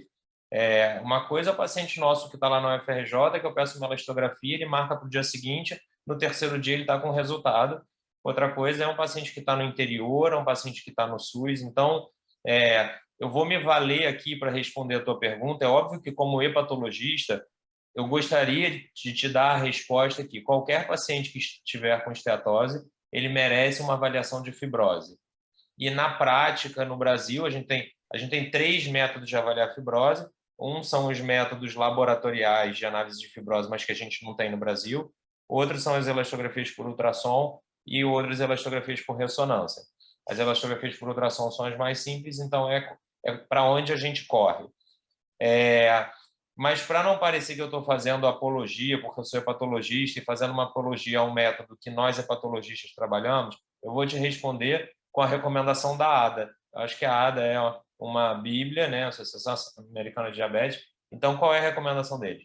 Se eu tenho um paciente com diabetes e ele tenha uma dessas duas condições, aumento de enzimas do fígado ou esteatose ao ultrassom, ele deve prosseguir a investigação. E aí o que a gente tem na prática é prosseguir a investigação com uma elastografia. Então, vou me valer da ADA para responder a pergunta, mas talvez eu gostaria de te responder que qualquer paciente com esteatose merece uma avaliação, talvez com uma elastografia, porque a gente não tem outra forma de saber quem é o paciente que está fazendo fibrose. Então, só para chamar atenção, obrigada, tá? Mas só para chamar atenção que a gente não é aquele que está com esteatose acentuada, moderada grave no ultrassom, né? Porque às vezes a gente fica esperando isso. Se é leve, não precisa. Eu vou quando está no moderada grave, né? E uma outra coisa... depende, né? Depende de quem está avaliando. Uma outra coisa super legal que você falou, assim, a gente tem várias realidades, mas a gente consegue no SUS fazer com muita tranquilidade, né? Então, vocês têm na FRJ, tem vários locais que a gente consegue fazer, então talvez a gente possa pedir mais do que a gente pede. E como você mesmo comentou, isso está no rol da ANS também. Então, as seguradoras, elas fazem o reembolso. Então, a gente pode pedir mais do que a gente tem solicitado, pode investigar mais, né? Acho que essa aqui é uma questão. Denise, tem no SUS, se você pedir pelo CISREG, você consegue, faz aqui no Rio, né? Eu sei que a gente está falando Brasil, mas aqui no Rio faz no Hospital de Bom Sucesso, faz na Fiocruz. A gente, no Fundão, agora não está fazendo pelo CISREG, mas a gente tem uma grande vontade de voltar a fazer. E já está regulamentado desde 2018 no plano de saúde. Então, o plano de saúde não é um problema mais. A outra questão que foi falada, obrigada, outra questão que foi falada aqui no chat é que a gente diz que esse é o paciente candidato à modificação do estilo de vida. Então, alimentação saudável, atividade física, vocês já comentaram bem isso, e objetivamente perda de peso, né? O tratamento é perda de peso. É importante que a gente converse isso, que diga para o paciente que se perder peso, reverte inclusive fibrose, né? Aquela fibrose inicial da perda de peso. E foi colocado aqui um pouquinho sobre a cirurgia metabólica, a cirurgia para obesidade, no contexto da esteatose, né? Daqui a pouco a gente vai falar. No segundo caso, a gente vai falar. Esse paciente é um paciente que está muito distante dessa perspectiva. Mas, dependendo do que ele faça da vida, ele pode caminhar para isso, porque ele não está muito longe também, mas ele está numa fronteira. O próximo paciente vai estar mais próximo disso. Então, vamos ao próximo. Obrigada, gente. Vamos lá. Bom, próximo paciente... A dona está... É uma paciente do sexo feminino, né, 60 anos, já pós-menopausa, hipertensa, com viés metabólico, dislipidêmica, diabética também há 10 anos. Junto com o Tom, ela ficou, né, diabética. Ela usa metformina, usa a vidagliptina, e ela estava usando a semaglutida junto, até tirei a vidagliptina, e também usando medicamento para controle da pressão. O controle da pressão está satisfatório, ela tem um IMC de 31,6, né? Um exame clínico que não chama muita atenção. Né? Pode passar o próximo, por favor. Ela trouxe um exame laboratorial muito parecido, praticamente idêntico do paciente anterior, eu acho até ela copiou o exame dele e trouxe, né? E também com uma esteatose acentuada. Então, do ponto de vista, até agora, o que diferencia essa paciente é que ela é do sexo feminino e ela tem aí um peso um pouquinho maior, um IMC um pouquinho maior que o Tom. Pode passar o próximo. E ela já trouxe uma elastografia, porque, na verdade, essa é uma paciente que já trouxe essas informações para a gente. E a elastografia dela, ela já mostrou um resultado diferente. Essa paciente ela tem fibrose avançada. Tá? Então, isso coloca a gente numa outra posição de discussão. É óbvio que essa paciente ela precisa de mudança de estilo de vida, mas ela precisa, talvez, de uma conversa, de uma abordagem com um olhar mais focado também, com um foco maior na doença hepática dela. Isso pode ter implicações até na discussão da própria indicação da pergunta que você fez, se é uma paciente elegível para a cirurgia, né, metabólica, no caso.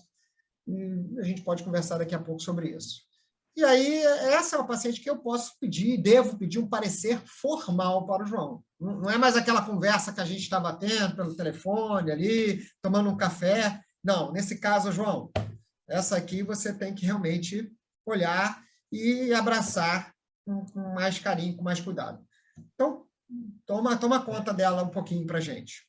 Então, esse é o paciente que a gente não quer encontrar quando a gente faz uma elastografia. Então, ele é igualzinho o Tom, diferença só que ela é mulher.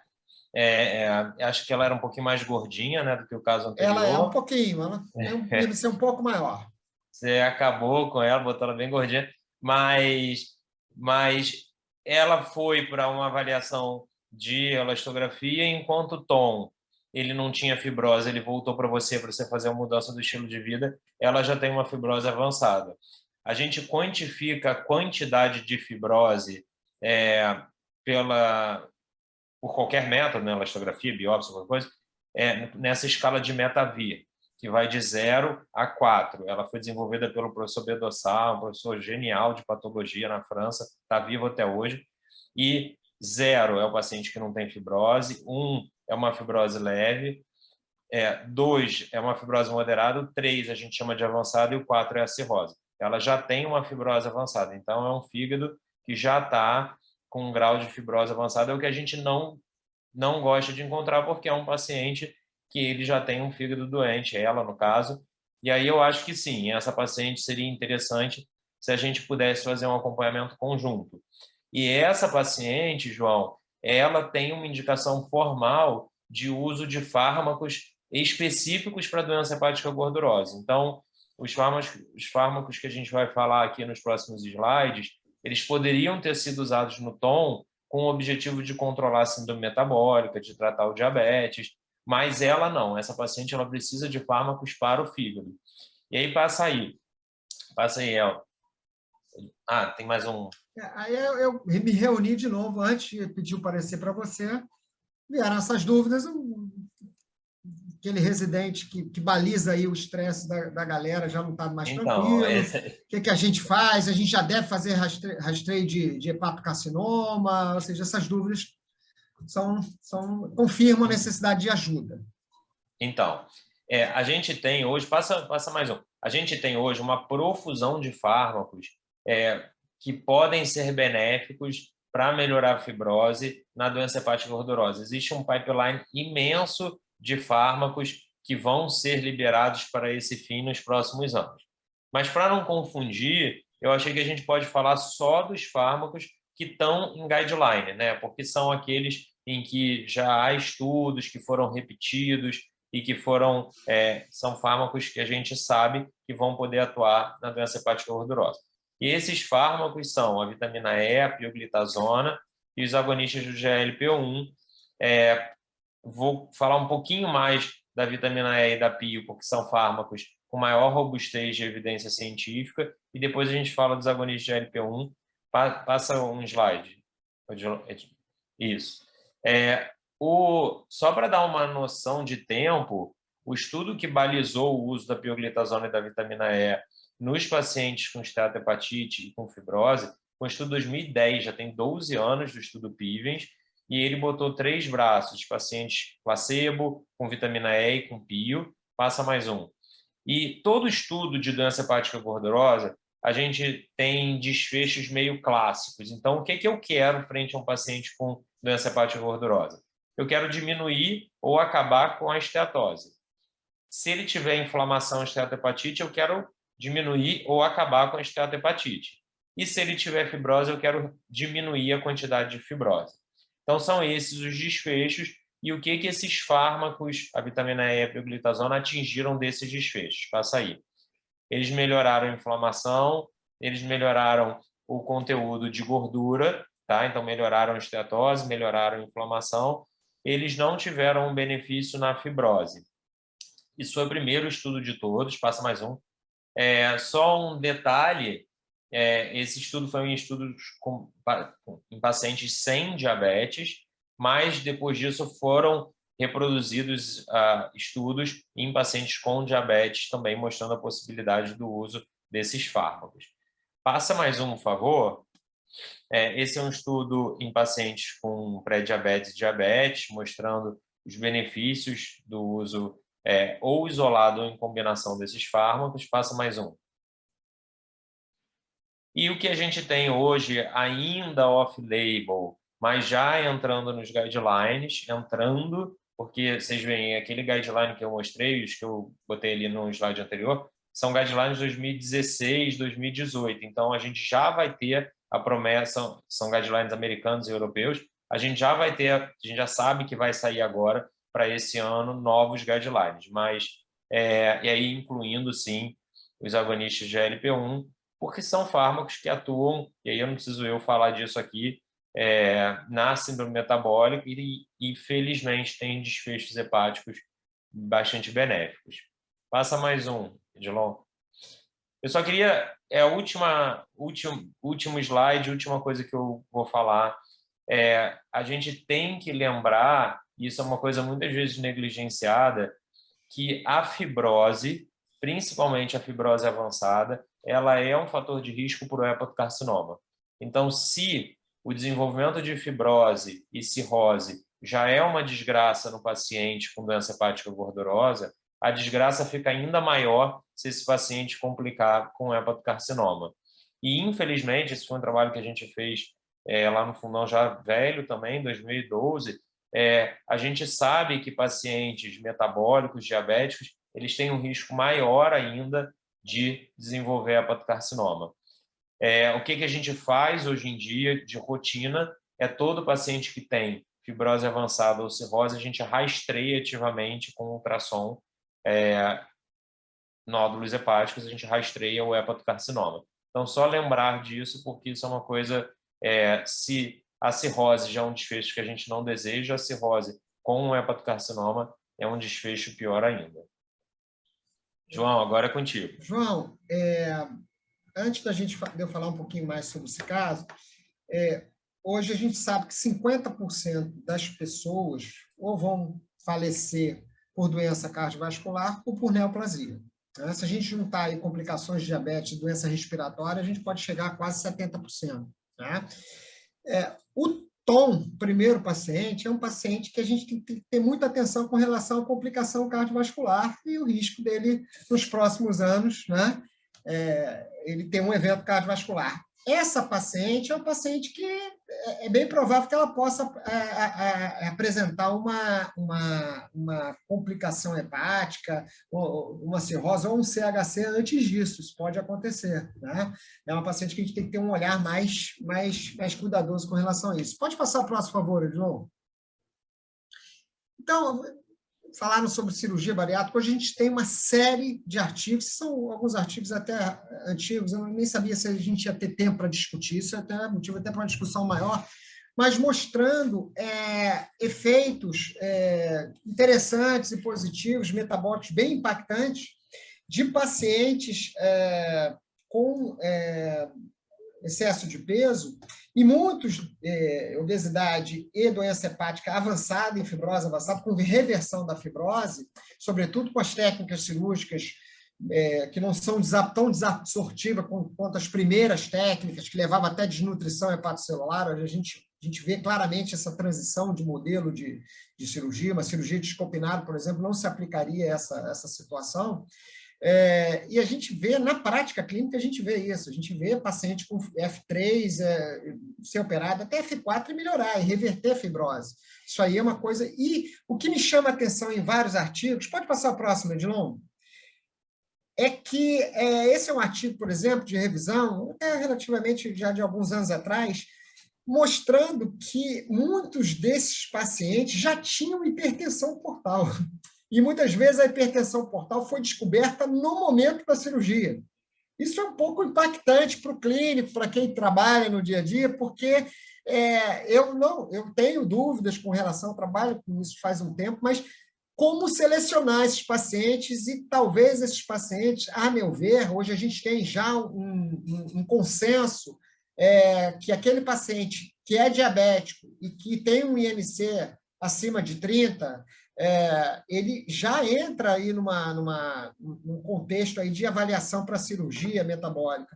E talvez o paciente que tem uma fibrose avançada, a meu ver, ele também mereça esse olhar, embora isso aí não esteja ainda certificado aí por guidelines e até pelo sistema que que monetiza, que paga essas cirurgias, tanto a nível de SUS quanto a nível de seguradoras, mas são pacientes, inclusive, que a gente tem que ter um olhar atento, porque se a gente não fizer nada para esses pacientes, muitos pacientes, a doença avança na nossa cara. Em 2, 3 anos, a gente vê esse paciente começar, você vai repetir a endoscopia, já tem uma varize, ou seja, aí esses pacientes são pacientes que a gente tem assim, um cuidado maior. E a minha impressão é que esses pacientes eles merecem aí essa possibilidade aí de analisar. O problema é que a cirurgia ela envolve uma série de outras questões, questão do preparo psíquico, da gente avaliar socialmente o paciente, eventualmente o paciente começa a beber ou já tem uma ingesta alcoólica,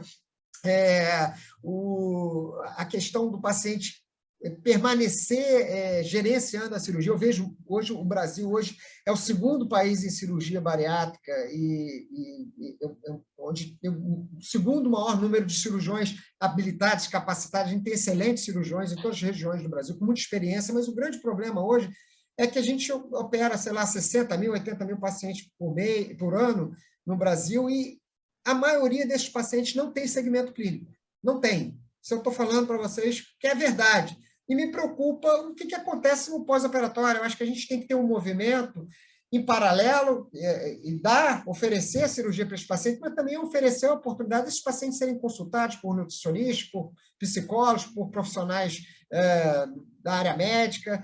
Então, eu queria também ter a visão do hepatologista, se você acha que essa paciente, essa segunda paciente, realmente, se a partir do momento que a gente começa a tratar essa paciente, ela já está usando análogo de GLP-1, a gente está vendo que a fibrose não está melhorando, ela está com dificuldade de perder peso, a gente sabe que é uma doença muito difícil, ela é jovem, ela tem 60 anos, quer dizer, se a gente pode realmente pensar em amadurecer essa ideia da cirurgia para esses pacientes, a gente pode chegar daqui a pouco e colocar a doença hepática gordurosa como, talvez assim como o diabetes, como uma justificativa para esse tipo de tratamento. O que você acha na tua visão?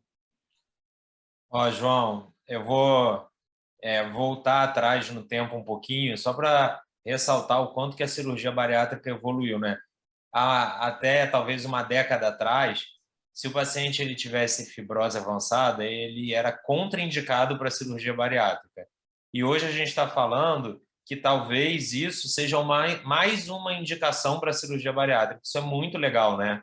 Então, a gente saiu de um cenário em que o raciocínio era não pode fazer se o paciente tiver fibrose avançada, e hoje, obviamente, não estou falando do paciente cirrótico descompensado, mas a gente está falando aqui que um paciente com fibrose avançada, ele pode se beneficiar da cirurgia bariátrica.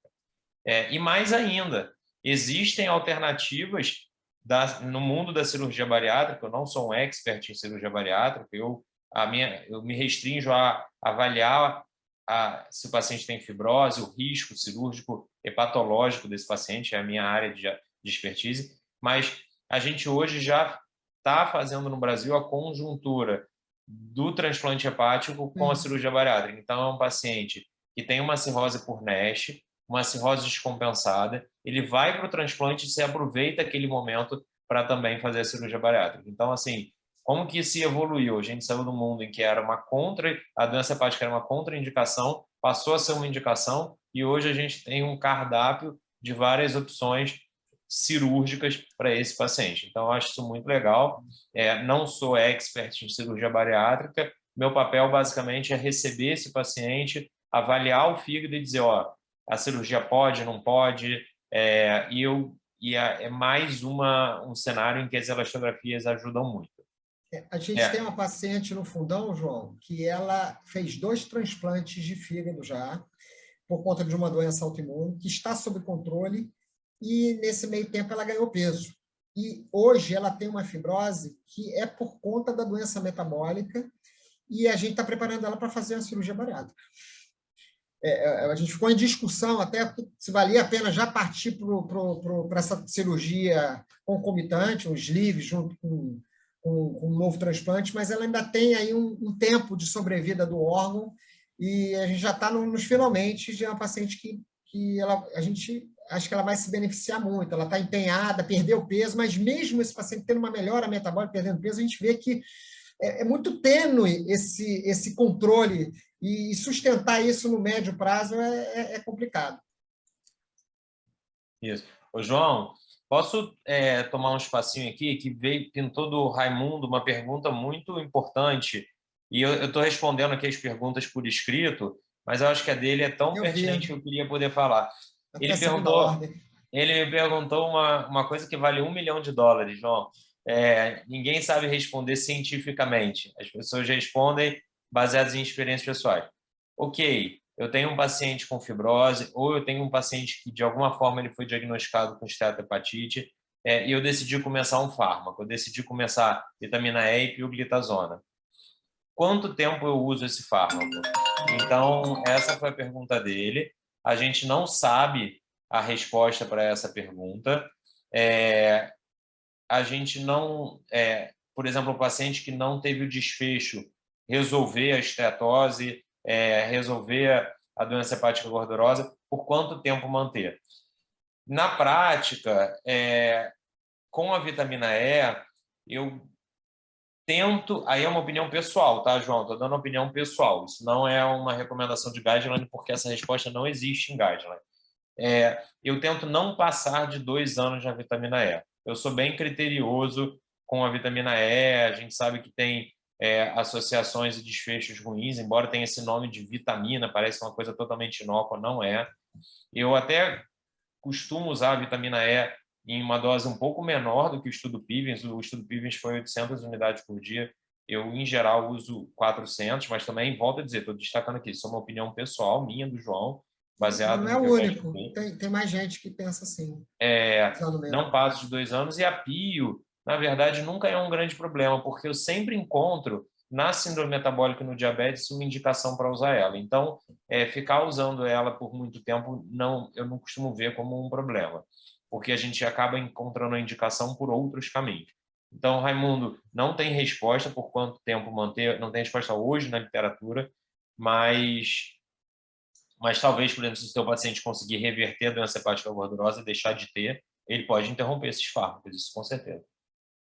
Marcelo, só para complementar um pouquinho o que você está falando, fala um pouquinho sobre as cautelas que a gente tem que ter com vitamina E, por favor. A vitamina E, ela já foi associada a um risco maior de AVC hemorrágico, tá? Ela já foi associada a um risco maior de algumas neoplasias. E teve um estudo, Denise, em 2011, logo depois do estudo Pivens. Então, assim, veio o estudo Pivens, todo mundo se animou muito com a vitamina E. Nessa época, eu estava até lá nos Estados Unidos, todo mundo foi chamado do ambulatório de doença hepática gordurosa para começar a usar a pioglitazona e vitamina E. E aí, em 2011, saiu um estudo mostrando que ela aumentava o risco global de morte por todas as causas, cardiovascular, câncer. Era uma diferença estatística muito pequena, mas ela existia. E aí eu vivenciei esse momento de todos os pacientes do ambulatório ficarem sendo chamados de volta para parar a vitamina E. Enfim, a vitamina E ela é droga de guideline, ela é indicada para pacientes com esteatohepatite ou fibrose, mas existem algumas cautelas e muitos autores sugerem que a gente use esse fármaco com cautela. Eu, na minha prática, quando opto por usar, costumo usar 400 unidades por dia e não costumo passar de 2 anos, mas vou destacar de novo que isso é minha opinião pessoal. João? Obrigada. Acho que, desculpa, João, só para complementar, que acho que tem uma coisa importante que vocês estão colocando, que primeiro, a gente ficou com essa ideia mesmo, que vitamina E é vitamina, que chá é natural e que pode passar para prescrever para todo mundo, mas são medicamentos e tem indicação em caso de esteatohepatite ou fibrose. Então, não é aquele paciente que está com gordura no fígado no ultrassom, né? Então, só para também chamar um pouquinho a atenção disso, por favor. Fala, João. Denise, outra coisa que eu acho importante a gente colocar aqui, e talvez o Raimundo tenha pensado um pouco nisso quando ele fez a pergunta, e que me angustia muito, é que cada vez a gente depara com pacientes mais jovens com essa apresentação. Hoje você tem criança com esteatose, tá? Criança obesa, criança com esteatose. A pediatria hoje, quando estudava medicina, o grande desafio era a desnutrição. A desnutrição ela é presente ainda em alguns lugares, mas hoje, até no Nordeste, no Norte, em lugares, a gente tem uma relação do excesso de peso com menor nível de educação, menor nível socioeconômico, e a obesidade cada vez a gente vê, e essas disfunções metabólicas cada vez mais em pessoas com menos poder econômico e também mais jovens, né? DM2 surgindo em idades mais precoces. Então, você começar uma medicação num sujeito, sei lá, de 30, 35 anos e indefinidamente colocar essa conduta, essas condutas são condutas que a gente vai ter que rever de tempos em tempos. Né? São perguntas difíceis da gente responder para o paciente. Eu costumo falar até a segunda ordem e aos poucos a gente vai entendendo o que está chegando de evidência para a gente renovar, reforçar ou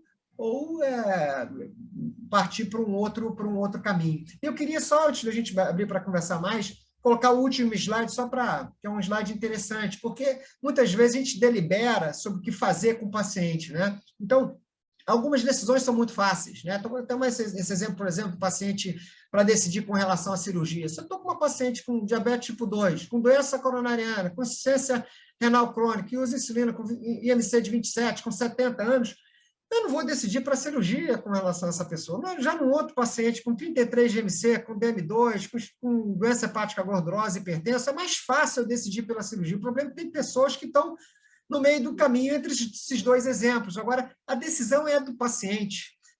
Eu sempre falo, às vezes, com os alunos, a gente faz uma receita para o paciente, então ele vai para casa, a gente não tem condição de deliberar se ele vai fazer ou não.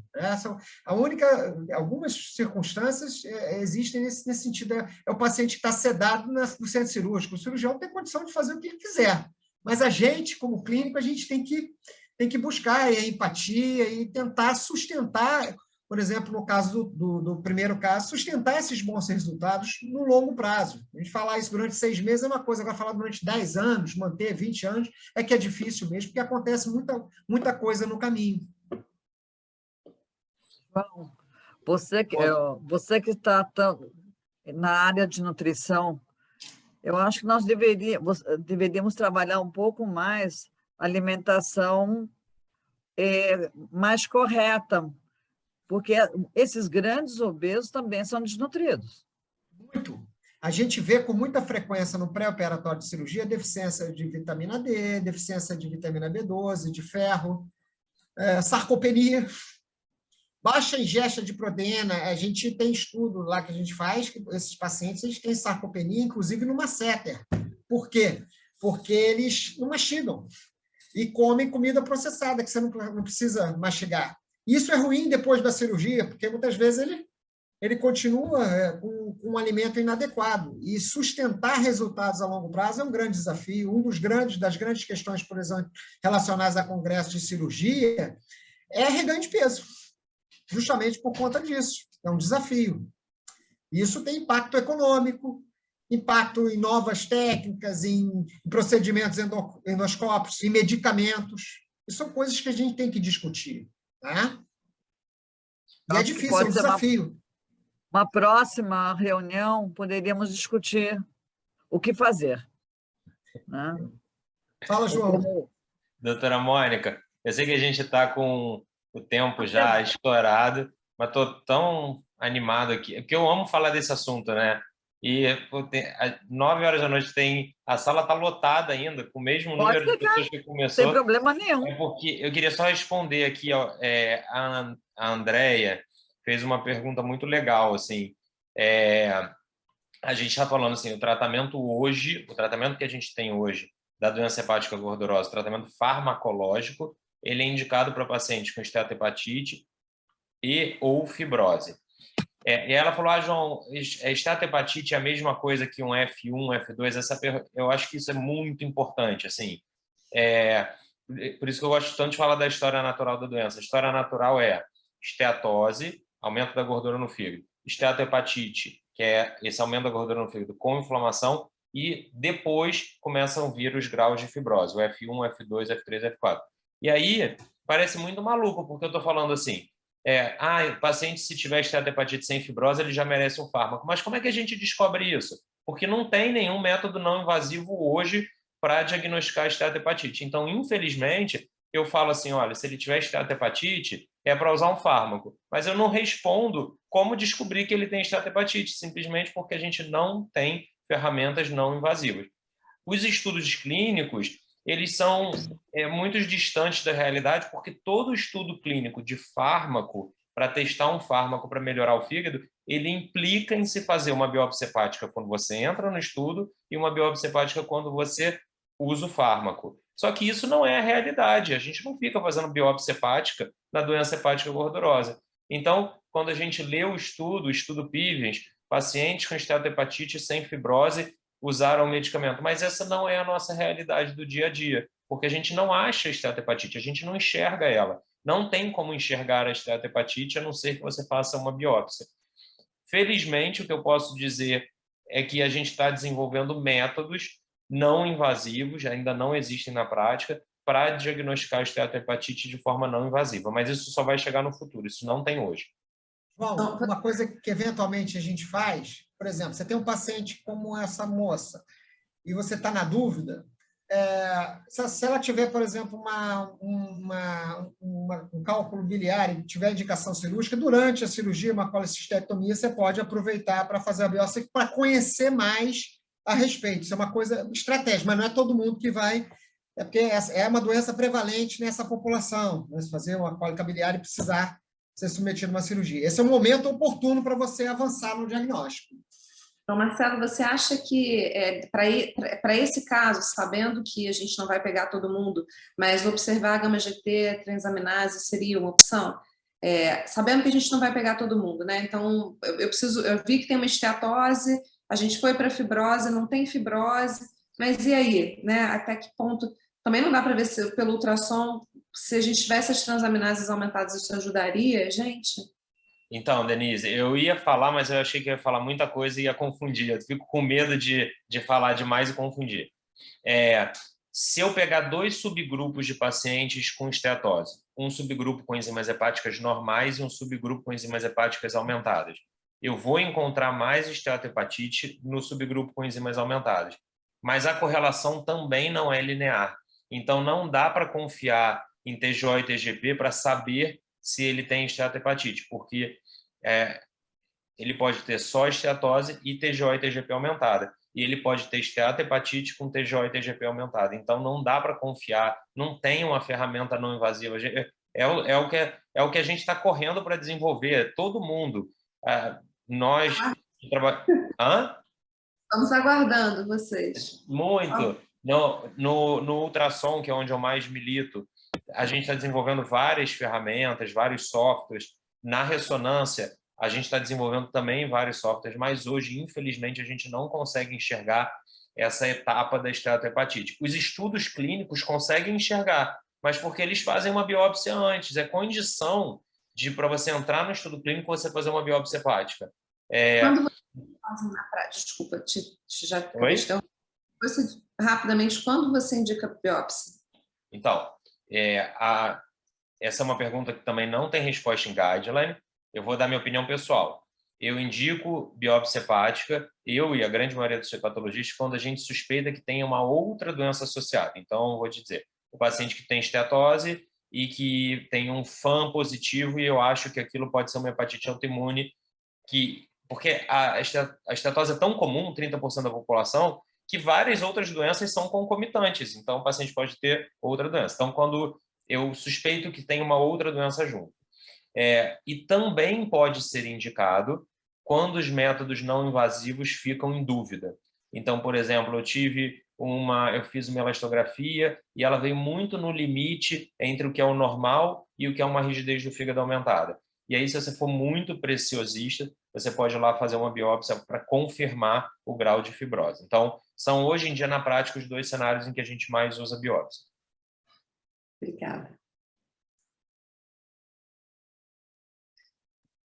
Mônica, vamos partir das considerações finais? Eu ainda ia perguntar para o João Marcelo. João Marcelo, hepatite A, hepatite B e hepatite C, independente da síndrome metabólica, qual seria a incidência de esteatose? Ó, é mais comum a ocorrência de esteatose em pacientes com hepatite C. Então, no subgrupo de pacientes com hepatite C, é mais comum ter esteatose do que na população geral. Essa associação é menos comum no subgrupo de pacientes com hepatite B. O que eu acho que é a mensagem principal sobre hepatites virais? Sempre que puder, hoje em dia, a gente fala de rastreamento universal de hepatites virais crônicas. Então, se o teu paciente foi no teu consultório por qualquer motivo, Mônica, ele foi por diabetes, ele foi por sobrepeso, ele foi por suspeita de Cushing, ele foi por alteração no TSH, você pediu um exame de sangue, pede sorologia para vírus B e vírus C. É muito simples, é muito barato. Essas doenças, elas são crônicas e elas são silenciosas.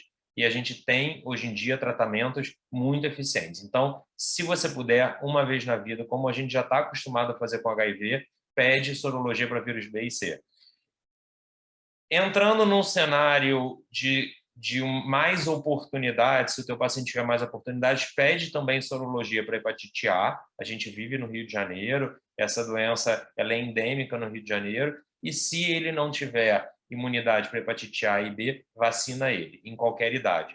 Tá? Então, hoje a gente não tem como rotina de saúde pública vacinar adultos contra hepatite A e B, mas quem tem a oportunidade, que se vacine, por favor. Então, a mensagem é, independente de qualquer coisa, se tem esteatose, se não tem esteatose, teste hepatite B e C em todos os seus pacientes.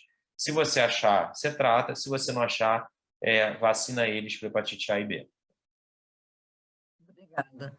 Bom, vamos para as considerações finais? Regis. Bom, as considerações finais é que eu consegui atender bem esse paciente, o primeiro paciente, com o auxílio luxuoso de um amigo. Muitas vezes a gente discute casos informalmente com amigos médicos, isso é muito legal. E a gente está sempre aprendendo. Eu estou muito feliz, porque aprendi bastante coisa hoje, vi muitas pessoas fazendo perguntas, e cada vez mais eu acho que eu não sei nada, porque é tanta coisa, né? Então a gente tem que estar sempre buscando aí o conhecimento. Isso dá um pouco de angústia, mas é muito enriquecedor. Eu quero agradecer vocês, parabenizar vocês todos por essa iniciativa que permanece, né? E eu acho que esse modelo híbrido aí, quer dizer, híbrido não, ainda online, em algum momento ele vai caminhar para o modelo híbrido, mas vocês vão ter um desafio aí pela frente, arrumar um lugar, porque é tanta gente chegando para essa festa que o auditório lá do Samaritano já está pequeno e vocês vão ter que fazer um evento que seja transmitido também, né? Quer dizer, que possa abranger as pessoas que vão ter condições de prestigiar presencialmente, também as pessoas que vão atender online. Então, é um modelo que vai vigorar nesse mundo moderno, né? É muito interessante isso. E parabenizar, foi um prazer aí com o João. A gente tem a vida muito enrolada, às vezes a gente ficava ligando, porque foi difícil a gente conversar, né? Porque os horários são difíceis, né? Conciliar. E vocês duas queridíssimas gracinhas, fazendo o melhor para tudo dar certo. É isso, pronto. Não vou falar mais não. Então, Marcelo. Eu queria, primeiro, agradecer o convite. Deu para ver o quanto que eu sou apaixonado por esse tema. Se eu pudesse, eu ficaria o dia inteiro aqui falando sobre esse assunto. Essa sessão me deu a oportunidade de coisas muito legais. Primeiro, de conhecer melhor a doutora Mônica, que eu já falei para ela o quanto que eu admiro o pioneirismo dela como uma mulher na medicina, e reencontrar a Denise, minha amiga quase contemporânea de residência. Vi um monte de amigos aqui, tentei responder todas as perguntas no bate-papo, vi vários amigos hepatologistas, Fernanda, o Luciano de Recife, que está lá em Londres assistindo a gente, mas especialmente eu fiquei muito feliz de ver um cara que foi fundamental na minha formação, que foi o professor Milek, e que estava aí e que eu fiquei emocionado de poder revê-lo aqui. Ele está Então, aí, né? Essa sessão foi muito importante, eu estou muito feliz. Obrigadíssima, vocês foram excelentes. Obrigada. Veja bem, eu acredito que as sessões, em algum momento, vão ser híbridas. Nós temos participantes, hoje em dia, de todo o Brasil, do norte a sul. Então, realmente, num samaritano é impossível, só se fosse com aviões chegando. Mas vamos ver o que nos aguarda, vamos ver qual vai ser a decisão da direção do Samaritano, quando vai ser possível ser híbrido, quando eles vão decidir por essa modalidade. Eu quero agradecer a vocês, realmente foi uma aula, foi um encontro sensacional, esperamos poder contar com vocês no futuro, porque com certeza isso tem de desenrolar, e vamos ter novidades e outras maneiras de tratamento. E gostaria de convidar a todos para o dia 6 de abril, onde vamos ter a Thaís Lauana, de Brasília, e o Ricardo Oliveira, que vão nos trazer também temas bem interessantes. A todos, muito obrigada. Denise, obrigada. Edilon, obrigada. João Régio, João Marcelo, muito obrigada. E a todos os participantes. Espero encontrá-los daqui a um mês. Obrigado, Obrigada. né? Obrigada a todo mundo com a gente. Um beijo para essas mulheres maravilhosas que eu tanto admiro. Uma boa noite a todos. Boa noite. Boa noite.